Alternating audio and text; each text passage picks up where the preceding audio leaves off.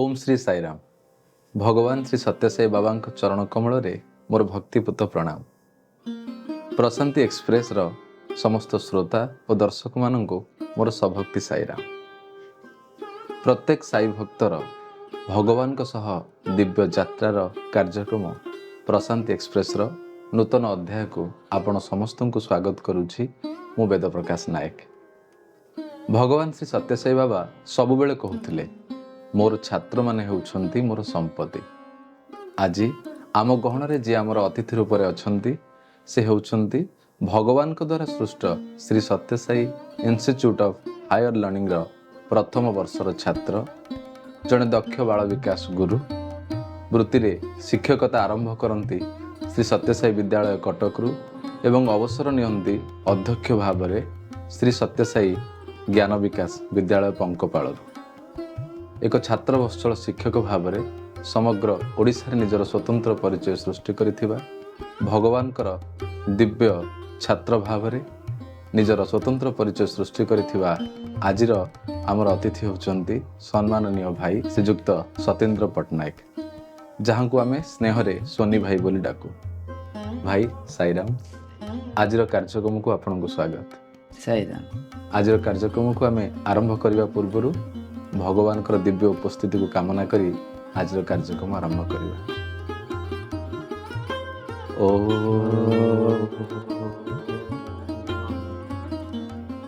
साईश्वराय विद्महे सत्यदेवाय धीमहि तन्नः सर्वः प्रचोदयात्।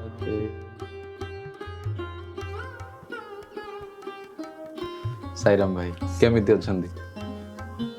साई भक्त निश्चय भल अच्छी भाई। भगवान श्री सत्यसाई बाबा आपण जीवन को प्रथमे किपरि प्रवेश करथिले, कहा माध्यम रे आपण भगवान को जानिले? साईराम, आम सब कुनी कुनी पिला हेथाऊ। बापा संबलपुर रोते रसानंद पट्टनायक, बापा मोर संबलपुर रोते। श्रीमांकर भक्त थिलु। आग श्रीमां पूजा अर्चना सीमा अरविंद होता। बापा थर एमती गोटे रास्तार गला बेलू बाबा भजन शुणिले। गोटे जनक घरे भजन होता। बीएन मूर्ति सी भी संबलपुर थे, आपण मैंने जानते। बाबा को से भजन गुड़ाक बापा को बहुत भल लगे। से ठिया है शुणती। तार दिन पुणी गुरुवार गुरुवार भजन हुए से शुणती। दिने डाकिले गला पर से देखिले जे हाँ यहाँ बाबा को भजन हो बापा को भल लगे। से हिसाब से आम समस्त को से नहीं कि आम से संस्था सहित जड़ित हो गल। भजन शुणला पर ही आम से भगवान को पाखक आसीगल। आमे भगवान को पाखर अनेक थर शुणीचे बाबा कहते जे तुम्हें आस मते परीक्षा कर, तापर मते तुम जीवन में ग्रहण कर। तेणु भगवान को आपण परीक्षा करी जीवन में ग्रहण करिसंती ना सेमती जेहेतु परिवार रे भगवान आश्रित अछंती सेपरि आपण ग्रहण करिनेले? देखो परीक्षा कौन करे से छोट छोट पिला बाल विकास पिला हिसाब से आरंभ करिछि सदस्य ऑर्गेनाइजेशन जीवन। स्वामी को परीक्षा करबा बोली से तो आम स्वामी कहूनु बाबा बाबा बाबा कहीं स्वामी पदटी आमर कॉलेज रो एडमिशन कला परे बा किछि परे बाबा को परीक्षा कौन करिया। बापा कहउचंती पुटवर्ती जीवा चलो। सेतळकू पुटवर्ती 2-3टा ट्रेन चेंज करके टांगा गाड़ी जाइकी चल चल जाइकी धर्मावरम रु जीवा पड़थला। आज्ञा स्कूल बंद हल भी तैयारी हेई नथिला। सो सेबेठू जाइकी 70 मसिया की ता पूर्व कथा मु कहूची। सो परीक्षा करिवार सुजोग सेमती बा चिंताधारा मुंडरे नथिला।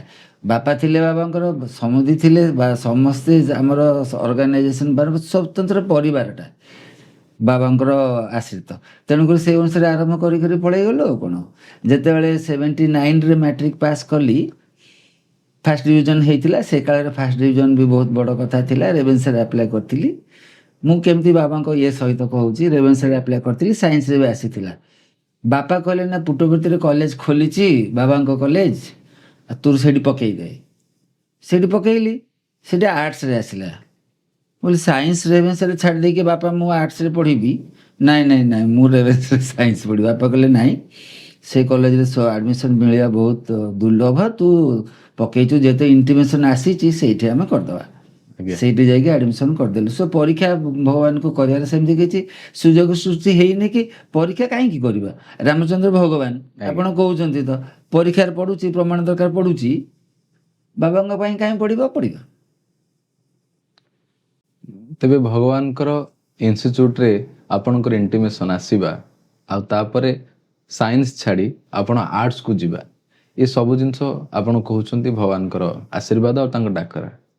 ଯେତେବେଳେ ଆପଣ ସେଠି ପହଞ୍ଚିଗଲେ ଆପଣଙ୍କର ଦୃଢ଼ ବିଶ୍ୱାସ ଆସିଥିଲା କି ଏଇ ଯେଉଁ ରୂପରେ ଆପଣ ଦେଖୁଛନ୍ତି ସତ୍ୟସାଇ ବାବା ଚାଲି ଚାଲି ଆସୁଛନ୍ତି, ଦର୍ଶନ ଦେଉଛନ୍ତି, ସତ୍ୟସାଇ ବାବା ଯେ ପରମ ବ୍ରହ୍ମ, ସେ ହିଁ ଈଶ୍ୱର, ଏ ବିଶ୍ୱାସ ଆପଣଙ୍କର କେବେ ଦୃଢ଼ୀଭୂତ ହେଲା? ପ୍ରଥମେ ନା ଆମେ ସେସବୁ ବିଷୟରେ ଚିନ୍ତା ହିଁ କରୁନି। ଆଜ୍ଞା ଶୁଣିଛୁ, ବାଲ୍ମିକାସରେ ପଢିଛୁ ଭଗବାନ ବାବା, ତେଣୁକରି ଗ୍ରହଣ କରିନେଇଥିଲୁ।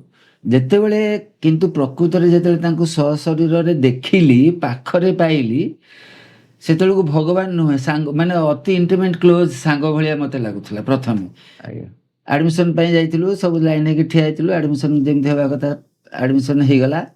ଫାଷ୍ଟ ଦିନ, କାହିଁକିନା ସେତେବେଳକୁ ହଷ୍ଟେଲ ନଥିଲା, ଆମର ଶୋଇଲା ଘରଟା ହଉଥିଲା ବାବାଙ୍କ ମନ୍ଦିର। ଆଜ୍ଞା ବାବାଙ୍କ ମନ୍ଦିରରେ ବର୍ତ୍ତମାନ ଯେଉଁ ବସୁଛନ୍ତି ସମସ୍ତେ ଭିଆଇପି ମାନେ, ଯେଉଁଠି ମନ୍ଦିର ସେଇଟା ଅଛି, ସେଇଟା ଆମର ଶୋଇବା, ରାତିରେ ହଷ୍ଟେଲରୁ ବାହାରି ଆସୁ, ଗୋଟେ ବେଡ଼ିଂ ଧରିକି ଯାଇକି ଆମେ ସେଠି ଶୋଉଥିଲୁ। ସୋ ଆଡ଼ମିସନ୍ ପରେ ଯେତେବେଳେ ଫାଷ୍ଟ ମାନେ ବହୁତ ଅଳ୍ପ ପିଲା ଆଡ଼ମିସନ୍ ନେଇଥିଲେ, ସେତେବେଳେ ବାବା ମନ୍ଦିରରୁ ବାହାରକୁ ଆସନ୍ତି, ଏମିତି ଘିରି ଘିରି ଆମ ଭିତରେ ବୁଲିଲା, ପୁରା ବୁଲୁଥାନ୍ତି। ଯେଉଁଆଡ଼େ ମୁହଁ କରିଦେବେ ସାଙ୍ଗେ ସାଙ୍ଗେ ଆମେ ଘୁଞ୍ଚିକି ଗୋଟେ ପାଥ ତିଆରି କରିଦେବୁ। ଇଆଡ଼କୁ ମୁହଁ କଲେ ଇଆଡ଼କୁ ଗୋଟେ ପାଥ କରିଦେବୁ, ସିଆଡ଼କୁ କଲେ ପାଥ କରିଦେବୁ, ସେ ତା ଉପରେ ଯିବେ, ସେଇଟା ବୁଲନ୍ତି ସେମିତି। ଇଭିନ୍ ଗଲାବେଳକୁ ଆମେ ହାତ ଏମିତି ଥୋଇଦେବୁ, ତା ଉପରେ ବି କୁଦିକି ପଳେଇ ଯାଇଥିବେ, ଜଣା ପଡ଼େନି ଯେ ସେ କୁଦିଛନ୍ତି ବୋଲି। ପଛରେ ଜାଣିଲୁ ଯେ ହି ମେକ୍ସ ହିମସେଲ୍ଫ ୱେଟଲେସ୍, ସେ ତାଙ୍କୁ ଓଜନ ଶୂନ୍ୟ କରିଦିଅନ୍ତି, ଆମକୁ ଲାଗିବ କି ନାହିଁ ବୋଲି। ସୋ ଏମିତି ବି ବହୁତ ତାଙ୍କ ସହିତ କ୍ଲୋଜ୍ ହେଇଗଲା ପରେ ସେ ଭଗବାନ ବୋଲି ଜାଣିଲୁ କେତେବେଳେ, ଫାଷ୍ଟ ଯେତେବେଳେ ମୁଁ ତାଙ୍କୁ ଛୁଇଁଲି। ମୁଁ ଯାଇକି କଲେଜରେ ଆଡ଼ମିସନ୍ ପାଇଗଲି, ଖୁସି ଖୁସି ମନରେ। ପ୍ରଥମ ଟିକେ ଦୁଃଖ ଥିଲା, ରେଭେନ୍ସାରୁ ଛାଡ଼ିଛି ସାଇନ୍ସ। ସୋ କିନ୍ତୁ ସେଠି ସାଙ୍ଗସାଥି ଭିତରେ ବହୁତ ଆଉ ଭୁଲିଗଲି। ଯେତେବେଳେ ଫାଷ୍ଟ ତାଙ୍କୁ ମୁଁ ଛୁଇଁ ଦେଇଛି, ତାଙ୍କ ପାଦଟାକୁ ଛୁଇଁଛି, ଗୋଟେ ଗ୍ରେଟ୍ ସକ୍ ଲାଗିଲା, ଇଲେକ୍ଟ୍ରିକାଲ ସକ୍ ଯେମିତି ଗୋଟେ କୁହନ୍ତି, ପରେ ଏତେ ସକ୍ ଗୋଟେ ଲାଗିଲା, ମୁଁ ଚମକି ପଡ଼ିଲି, ଏକଦମ ଚମକି ପଡ଼ିଛି। ମୁଁ କ'ଣ ହେଲା କି ସିଏ ଆକ୍ଚୁଆଲି କିଏ କି? ସେଇଠି ମୋର ଫାଷ୍ଟ ଫିଲିଂଟା ଆସିଲା, ହି ଇଜ୍ ନଟ୍ ନର୍ମାଲ, ସେ ସାଧାରଣ କେବେ ବି ନୁହନ୍ତି, ଅସାଧାରଣ। ଯେ ସମ୍ପୂର୍ଣ୍ଣ ପରମ ବ୍ରହ୍ମ ସେ ପର୍ଯ୍ୟନ୍ତ ବି ମାନେ ଚିନ୍ତା ହିଁ କରିନୁ ଯେ ସେଇ ହେଉଛନ୍ତି ପରମ ବ୍ରହ୍ମ, ତାଙ୍କୁ ଯାହା କହିଲେ ସେୟା ହେଇଯିବ, ସେଭଳିଆ ନୁହଁ। ଜଣେ ସଖା ହିସାବରେ ବା ଅତି କ୍ଲୋଜ୍ ଲୋକ ଜଣେ ଆମକୁ ବହୁତ ଭଲ ପାଆନ୍ତି। ସ୍ୱାମୀ ଲଭ୍ସ ଅସ୍ ଭେରି ମଚ୍, ଆମେ ବି ତାଙ୍କୁ ସେମିତି ବହୁତ ଭଲ ପାଉ, ସେତିକି। ଆଉ ଯାହା ଚାହିଁବେ ସିଏ କରିଦେବେ, ଆମେ ତାଙ୍କୁ ଯାହା କହିବୁ ସେ କରିଦେବେ, ଏଇ ଲିମିଟ୍ରେ ହିଁ ରହିଗଲା। ତାପରେ ଅନେକ କିଛି କଲେଜରେ ପଢ଼ିଲା ଭିତରେ ଧୀରେ ଧୀରେ କନଫିଡେନ୍ସ ବଢ଼ିଲା ଯେ ହି ନୋଜ୍ ଏଭ୍ରିଥିଙ୍ଗ, ସେ ଭଗବାନ, ସେ ଜାଣନ୍ତି। କାହିଁକିନା ଆମେ ହଷ୍ଟେଲରେ ପିଲାମାନେ ଯେତେବେଳେ ପାଠ ପଢ଼ୁଥାଉ, ପରୀକ୍ଷା ଟାଇମ୍ରେ ହଷ୍ଟେଲ ପାଖରେ ଗୋଟେ ପାହାଡ଼ ଅଛି। ଆଜ୍ଞା ସେ ହଷ୍ଟେଲରେ ପାଟିତୁଣ୍ଡ ହୁଏ ବୋଲି ଆମେ ହଷ୍ଟେଲରେ ସେ ପାହାଡ଼କୁ ଯାଇକି ସେଠି ପଢ଼ୁ। କେତେଜଣ ପିଲା ଏମିତି ପଳେଇ ଯାଉ। ଦର୍ଶନରେ ବସିଥିଲା ବେଳକୁ ଆଉ ଥରେ ଏମିତି କହିଲେ ଯେ ହଷ୍ଟେଲରୁ ପିଲାମାନେ ସେ ପାହାଡ଼କୁ ଯିବନି, ମନା କଲେ ଯେ ନାଇଁ ସେଠିକି ଯିବନି, କାହିଁକିନା ସେଠି ବହୁତ ଅଶରୀରୀ ସେମାନେ ସବୁ ଅଛନ୍ତି, ଯେଉଁମାନେ କି ମୋତେ ଦର୍ଶନ କରିବାକୁ ଚାହାନ୍ତି। ଆଜ୍ଞା ବହୁତ ସେଠି, ଆଉ ମୁଁ ଯାହାକୁ ଭଲ ପାଏ ସେମାନେ ଜାଣନ୍ତି, ସେଟା ତମକୁ ସେମାନେ ଭଲ ପାଆନ୍ତି, ତ ତେଣୁକରି ତମେ ସେଠିକି ଯିବନି, କାହିଁକିନା ସେଟା ତମକୁ ସେମାନେ ଦର୍ଶନ କରିଦେଲେ ତାଙ୍କର କିଛିଟା ପାପ କଟିଯିବ। ସୋ ତମେ ତାଙ୍କର ଯାହା ଅଛି ସେମାନେ ସେଟା ଆଉ ଏତେ ଫିଲୋସଫିକାଲ ଆଡ଼କୁ ଆଉ ଯାଉନି, କିନ୍ତୁ ମନା କଲେ ସେମିତି ସେଠିକି ଯିବନି ବୋଲି। ଏମିତି ଅନେକ କିଛି ଅଛି। ଏଇ ବର୍ଷ ଯେଉଁ 2 ବର୍ଷ ଭିତରେ ତାଙ୍କ ପାଖରେ ରହିକି ଯେତିକି ମୁଁ ପାଇଛି, ସ୍ଲୋଲି ଧୀରେ ଧୀରେ ମୁଁ କନଫିଡେନ୍ସ ବଢ଼ି ଯାଇଛି ଯେ ନା, ସିଏ ହେଉଛନ୍ତି ପରମ ବ୍ରହ୍ମ, ସ୍ୱୟଂ ଈଶ୍ୱର, କିଛି ପ୍ରମାଣ ଦରକାର ନାହିଁ। ପ୍ରକୃତରେ ଭାଇ, ଯେମିତି ଭଗବାନଙ୍କ ପ୍ରତି ଆମର ବିଶ୍ୱାସ ଧୀରେ ଧୀରେ ଆପଣଙ୍କର ଦୃଢ଼ ହେଉଛି ତାଙ୍କର ସ୍ପର୍ଶ ପାଇଲା ପରେ, ଦିବ୍ୟ ସାନ୍ନିଧ୍ୟରେ ରହିଲା ପରେ, ଏବଂ ସିଏ ଯେପରି ଆପଣଙ୍କର କେଉଁ କଥା କରୁଛନ୍ତି, କେଉଁ କାମ କରୁଛନ୍ତି ତାକୁ ଜାଣି ଦେଉଛନ୍ତି, ଏସବୁ ବିଶ୍ୱାସ ଆପଣଙ୍କ ଭିତରେ ଭରିଦେଲା ନା ସେ ସାଧାରଣ ମଣିଷ ନୁହନ୍ତି, ସେ ଈଶ୍ୱର। ଯେଉଁ 2 ବର୍ଷ, ଯେଉଁଟା ଆପଣଙ୍କ ଜୀବନର ସବୁଠାରୁ ଅମୂଲ୍ୟ ବର୍ଷ କହିବାକୁ ଗଲେ ଅତ୍ୟୁକ୍ତ ହେବନି। ସେ 2 ବର୍ଷ ଯେଉଁ ଛାତ୍ର ଭାବରେ ପୁଣି Shri Sathya Sai institute of higher ଲର୍ଣ୍ଣିଂର ପ୍ରଥମ ପ୍ରତିଷ୍ଠାର 1980 ଆଉ 81 ମସିହାରେ ଆପଣ ଯେଉଁ ସମୟ ବିତେଇଛନ୍ତି, ସେଇ ଛାତ୍ର ଜୀବନର କିଛି ଅଭୁଲା ମୁହୂର୍ତ୍ତ ଆମ ସହିତ ଟିକେ ବାଣ୍ଟନ୍ତୁ। ଅନେକ ଅଛି, କାହିଁକିନା ଭଗବାନଙ୍କୁ ସଶରୀରରେ ପାଇବା ସେମିତି କିଛି କର୍ମର ଫଳ ଥିଲା, ଯେହେତୁ ଭଗବାନ ନିଶ୍ଚିନ୍ତ ତାଙ୍କୁ ଡାକି କଲେ, ସେ ବିଶ୍ୱାସ ଦେଇଦେଲେ ଯେ ମୁଁ ହେଉଛି ପରମ ବ୍ରହ୍ମ, ମୁଁ ଯାହା ଚାହୁଁଛି ସେଇଆ ହେଉଛି, ଆଗକୁ ତୋ ଜୀବନରେ ବା ସମସ୍ତଙ୍କ ଜୀବନରେ ମୁଁ ଯାହା ଚାହିଁବି ସେଇଆ ହେବ। ଏଇ ପ୍ରମାଣ ମୋ ପାଖରେ ସ୍ୱତନ୍ତ୍ର ଅଛି ଯେ ସିଏ ଯାହା ଚାହାନ୍ତି ସେଇଆ ହିଁ ହେବ। ତାକୁ ଅନ୍ୟ କୌଣସି ମୁହୂର୍ତ୍ତରେ ବା ଗୋଟେ ସେକେଣ୍ଡ ବି କେହି ପରିବର୍ତ୍ତନ କରିପାରିବେନି। ମୋତେ ହଷ୍ଟେଲରେ ଥିଲାବେଳକୁ ଜ୍ୱର ହେଲା ବହୁତ, 6 ଦିନ 7 ଦିନ ପର୍ଯ୍ୟନ୍ତ ଜ୍ୱର ଛାଡ଼ୁ ନଥାଏ।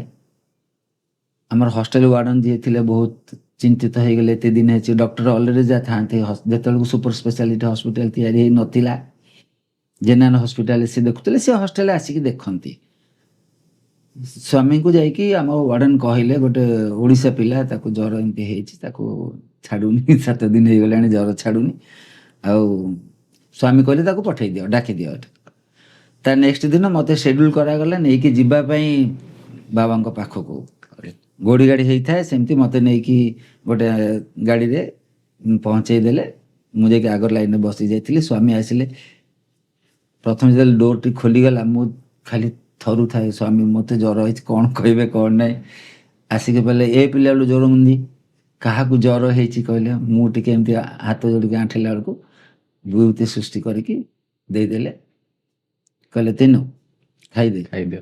ଭାଇ ମୁଁ ଖାଇଛି ସେ ବିଭୂତି, ଏତେ ପିତା, ମାନେ ପାରାସିଟାମଲ ଟାବଲେଟ୍ ଗୁଣ୍ଡ କରିକି ଦେଇ ଦେଇଥିଲେ ବୋଧେ, ଏତେ ପିତା। ମୁଁ କହିଲି ନା ବିଭୂତି ତ ଏମିତି ନୁହଁ ନା।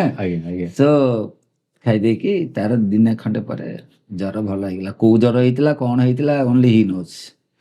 ସୋ ସେଟା ହେଉଛି only God can do this. ଆଉ ଏମିତି ଆମେ ତାଙ୍କୁ ପରୀକ୍ଷା ମାନେ କରିବାନି ବା, କାହିଁକିନା ତାଙ୍କଠୁ ଖାଲି ପାଇବା। ଆମେ ଜନ୍ମ ହେଇଛେ ସେ ଏଇ ଟାଇମରେ, ଯେ ସେ ଯେତେବେଳେ ଅବତାର ନେଇଛନ୍ତି ଏଇଥିପାଇଁ ଯେ ସେ ଆମକୁ ଦେବେ, ତାଙ୍କ କର୍ତ୍ତବ୍ୟ ହେଲେ ଆମକୁ ଦେବା, ଆମେ ଖାଲି ପାଇବା। ଯାହା ଯେମିତି କହୁଥିବା ଆମେ ଖାଲି ଦେଉଥିବା, ଆମେ ଖାଲି ପାଉଥିବା, ଆମେ ଖାଲି ପାଉଥିବା, ଆମେ ଖାଲି ପାଉଥିବା। ସୋ ଏଇ ମାନେ ସେତେବେଳେ କଲେଜରେ ତାଙ୍କର ସେମିତି ହେଇଗଲା। କିନ୍ତୁ ତାଙ୍କର ଇଚ୍ଛା, ଏପିଲେପ୍ସି ମୋତେ ହେବ, ବ୍ରେନ୍ର ଗୋଟେ ପ୍ରୋବ୍ଲେମଟେ ହେବ, ଏପିଲେପ୍ସି ହେଲା। ଟେଷ୍ଟ ହେଲା ପରେ ହଷ୍ଟେଲ ୱାର୍ଡେନକୁ କୁହାହେଲା ଯେ ନାଇଁ ରହିପାରିବନି। ସେତେବେଳକୁ ଆପଣଙ୍କର 2ୟ ବର୍ଷ ହେଇଥାଏ? ହଁ, ସେକେଣ୍ଡ ଇୟର ବେଳକୁ। କାହିଁକିନା ଫାର୍ଷ୍ଟ ଇୟରରେ ତ ଏମିତି କେତେ କାମ, ଆମେ ପାଠ ପଢ଼ୁଥିଲୁ କମ୍, କାମ କରୁଥିଲୁ ବହୁତ, କାମ ବେଶୀ କରୁଥିଲୁ। ଆଜି ଗୋକୁଲମ ଗଲୁ, ଗୋକୁଲମର ଗୋଟେ ଥାଏ, ବର୍ତ୍ତମାନ ଯେଉଁ ଗାଈମାନେ ଅଛନ୍ତି, ଆମେ 8 ଜଣ ପିଲା ସିଲେକ୍ଟ ହେଇଥିଲୁ ଗୋକୁଲମରୁ ଯାଇକି ଗାଈ କ୍ଷୀର ଦେବୁ। ଭୋର 4ଟା ବେଳକୁ ଗୋଟେ 3 ଚକିଆ ଟେମ୍ପୋଟେ ଆସେ ମନ୍ଦିରରୁ, ସେ ଟେମ୍ପୋରେ ବସିବୁ, ଗୋକୁଲମ ଯିବୁ।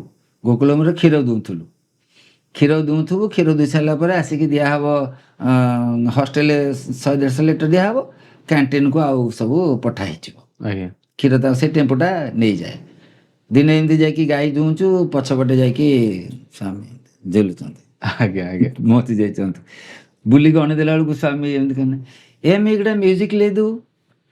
କହିଲେ ମ୍ୟୁଜିକ୍ ଶୁଣିଲେ ଗାଈମାନେ ଭଲ ବେଶୀ କ୍ଷୀର ଦିଅନ୍ତି। ତାପରେ ସେଠି ମ୍ୟୁଜିକ୍ ସିଷ୍ଟମ୍ ସବୁ ଲାଗିଗଲା, ସବୁ ସ୍ଲୋ ଟ୍ୟୁନିଂ, ସବୁ ଫ୍ଲୁଟ୍ ଗୁଡ଼ାକ ବାଜିଲା, ଆମେ ଯାଇକି ସବୁ କ୍ଷୀର ଦେଲୁ। ଏ ଡ୍ରେସ୍ ଆମେ ଏ ଡ୍ରେସ୍ ପିନ୍ଧିକି ଯେଉଁଟା ଦେଉଥିଲୁ, ସେ ଡ୍ରେସ୍ କ'ଣ ଗୋକୁଲମ ବଏଜ୍ ମାନଙ୍କର, ସ୍ୱାମୀ ଦେଲେ ଚିଜ୍ କଟନ ବ୍ରାଉନର ସବୁ ଡ୍ରେସ୍ ଦେଲେ, କହିଲେ ଏଇ ଡ୍ରେସ୍ ପିନ୍ଧିକି ଯିବ, କ୍ଷୀର ଦେବ। ସୋ ଏଇଟା ତ ଗୋଟେ କ'ଣ ବଡ଼ ଭାଇ ସାନ ଭାଇ ଭଳିଆ, ମାନେ ସାଙ୍ଗ, ବଡ଼ ସାଙ୍ଗ, ମାନେ କ୍ଲୋଜ୍ ଫ୍ରେଣ୍ଡ ନା। ତୋ ପାଖରେ ସବୁ କିଛି ଅଛି, ତୁ ସୁପର ପାୱାର, ଆଉ ତୁ ମୋର ବଡ଼ ଭାଇ ସାଙ୍ଗ, ତେଣୁକରି ତୁ ମୁଁ ଆରାମସେ ପାଇଯିବି ନା, ମୋ ପାଇଁ ଆଉ କିଛି ଅସୁବିଧା ନାହିଁ। ସୋ ସେଇଭଳିଆ ଇଏରେ ଡିଭିନିଟି ଜାଣିଥିଲୁ, but more than a friend, ସେଇ ଅନୁସାରେ ରହି ସେଟା ହେଇଯାଇଥିଲା। ତାପରେ ଥରେ ଏମିତି ଗୋଡ଼ ବି ଭାଙ୍ଗି ଯାଇଥିଲା ମୋର ହଷ୍ଟେଲରୁ ପଡ଼ିକି। ସ୍ୱାମୀ କହିଲେ ଯେ ତାକୁ ନେଇଯାଅ ବାଙ୍ଗାଲୋର, କାହିଁକିନା ପୁଟ୍ଟପର୍ତ୍ତିରେ ସେତିକି ହସ୍ପିଟାଲର ବା ଇକ୍ୟୁପମେଣ୍ଟ ସୁବିଧା ନଥିଲା। ମୋତେ ବାଙ୍ଗାଲୋର ପଠାଇଦେଲେ। ମାସେ ବାଙ୍ଗାଲୋରରେ ମୁଁ ସତ୍ୟସାଇ ହସ୍ପିଟାଲ ବାଙ୍ଗାଲୋରରେ ମାସେ ସେଠି ଟ୍ରିଟମେଣ୍ଟ ହେଲା ପରେ ପୁଣି ଆଉଥରେ ଗୋଡ଼ ଭଲ ହେଇକି ଆଉଥରେ ଆସିଥିଲି ପୁଟ୍ଟପର୍ତ୍ତି। ସୋ ଏମିତି କେତେ ଗୁଡ଼େ ଇନସିଡେଣ୍ଟ ସ୍ୱାମୀଙ୍କ ସହିତ ସେଠି ହେଲା ପରେ, ଯେତେବେଳେ ଏପିଲେପ୍ସି ହେଲା, ଯେତେବେଳେ ଯିବାର ସବୁ ହେଲା, ଯେତେବେଳେ ହଁ ସେଟେଲ, ମୁଁ ମେଣ୍ଟାଲି ପ୍ରିପେୟାର୍ଡ ନଥିଲି। ହଷ୍ଟେଲ ଛାଡିବା ହଷ୍ଟେଲ ଛାଡ଼ିବା ପାଇଁ, ସ୍ୱାମୀଙ୍କ ସାନ୍ନିଧ୍ୟ ବା ସେଇ ଲାଇଫଟା ଛାଡ଼ିବା ପାଇଁ ଆଜ୍ଞା ଆଜ୍ଞା ମେଣ୍ଟାଲି ଟୋଟାଲି ପ୍ରିପେୟାର ନଥିଲେ। ବହୁତ କାନ୍ଦିକି ବ୍ୟସ୍ତ ହେଲା ପରେ ବି ଶୁଣିଲେନି, ହଷ୍ଟେଲ ଯିବାକୁ ହିଁ ପଡ଼ିବ। ନିୟମ ଅନୁସାରେ ନିୟମ ଅନୁସାରେ ହଷ୍ଟେଲ ତ ୱାର୍ଡେନ କହିଦେଲେ ଯେ ବାପାଙ୍କୁ ଫୋନ୍ କରିକି ଯେ ଆସିକି ତାକୁ ନେଇଯାଅ, ହଷ୍ଟେଲ ସେଠି ଇଏ ହବନି, ସେ ରହିପାରିବନି। ମୋ ମନକୁ ସେଟା ଜମା ଆକ୍ସେପ୍ଟ କରିନଥିଲା। ମୁଁ ହଷ୍ଟେଲରୁ ବାହାରିବା ମନା, କିନ୍ତୁ ବାହାରିକି ଚାଲି ଚାଲି ଚାଲି ଚାଲି ଆମର ରାସ୍ତାରୁ, କାରଣ ମୁଁ ଶୁଣିଥିଲି ବାବା ଯାଉଛନ୍ତି ବାଙ୍ଗାଲୋର। ଆଜ୍ଞା ବାବା ଯେତେବେଳେ ହ୍ୱାଇଟ୍ ଫିଲ୍ଡ ଯାଆନ୍ତି, ମନ୍ଦିରରୁ ବାହାରିଲା ବେଳକୁ ଦି ସାଇଡ଼ରେ ଡିଭୋଟି ମାନେ ଠିଆ ହେଇଥିବେ, ସ୍ୱାମୀ ସ୍ୱାମୀ ସବୁ ଏମିତି କରିବେ, ବାବା ତାଙ୍କୁ ଏମିତି କରିକି ପଳେଇ ଯାଆନ୍ତି। ପୁଟବର୍ତ୍ତୀ ଗାଁ ପ୍ରଶାନ୍ତ ରେଳ ସରିଗଲା ପରେ କାର ଏକୁଟିଆ ଯାଏ। ଆଜ୍ଞା ମୁଁ କହିଲି ଏ ସବୁ ଭିତରେ ରହିଲେ ତାଙ୍କର କିଛି ହେଇପାରିବନି, କଥାବାର୍ତ୍ତା କି ମୋତେ କିଛି କହିପାରିବନି। ମୁଁ ଆହୁରି ଦୂରକୁ ଚାଲି ଚାଲି ପଳେଇଲି, ପାହାଡ଼ ପୁରା ପର୍ଯ୍ୟନ୍ତ, ବହୁତ ବାଟ ପାହାଡ଼, ଯୋଉଠିକି ମୁଁ କେବଳ ଏକୁଟିଆ ଥିବି, ଆଉ କେହି ନଥିବେ। ବାଟରେ ସ୍ୱାମୀଙ୍କୁ ଦର୍ଶନ ମୋ ସେଇଟା ଥିଲା ଉଦ୍ଦେଶ୍ୟ ଯେ ମୁଁ ତାଙ୍କୁ ସେଇଠି ଏକୁଟିଆ ପାଇବି, ଦେଖିବି ତାଙ୍କ କାର ରହୁଛି କି ନାହିଁ, କାହିଁକିନା ମୁଁ ଜାଣିଛି ଆସିବେ କାର ଏଇ ବାଟ ଦେଇକି ଯିବେ। ଆଜ୍ଞା ବହୁତ ବାଟ ପଳେଇ ଯାଇଥିଲି, ଏକୁଟିଆ ସେଠି ଠିଆ ହେଇଥିଲି, ବସିଲି ଗୋଟେ ପଥର ଉପରେ। କେତେ ସମୟ ପରେ, କାହିଁକିନା ମୁଁ ବହୁତ ଆଗରୁ ବାହାରିକି ପଳେଇଥିଲି, ଦେଖିଲି ସ୍ୱାମୀଙ୍କ କାର ଆସୁଛି, ଯାଇକି ରାସ୍ତା ମଝିରେ ଠିଆ ହେଲି।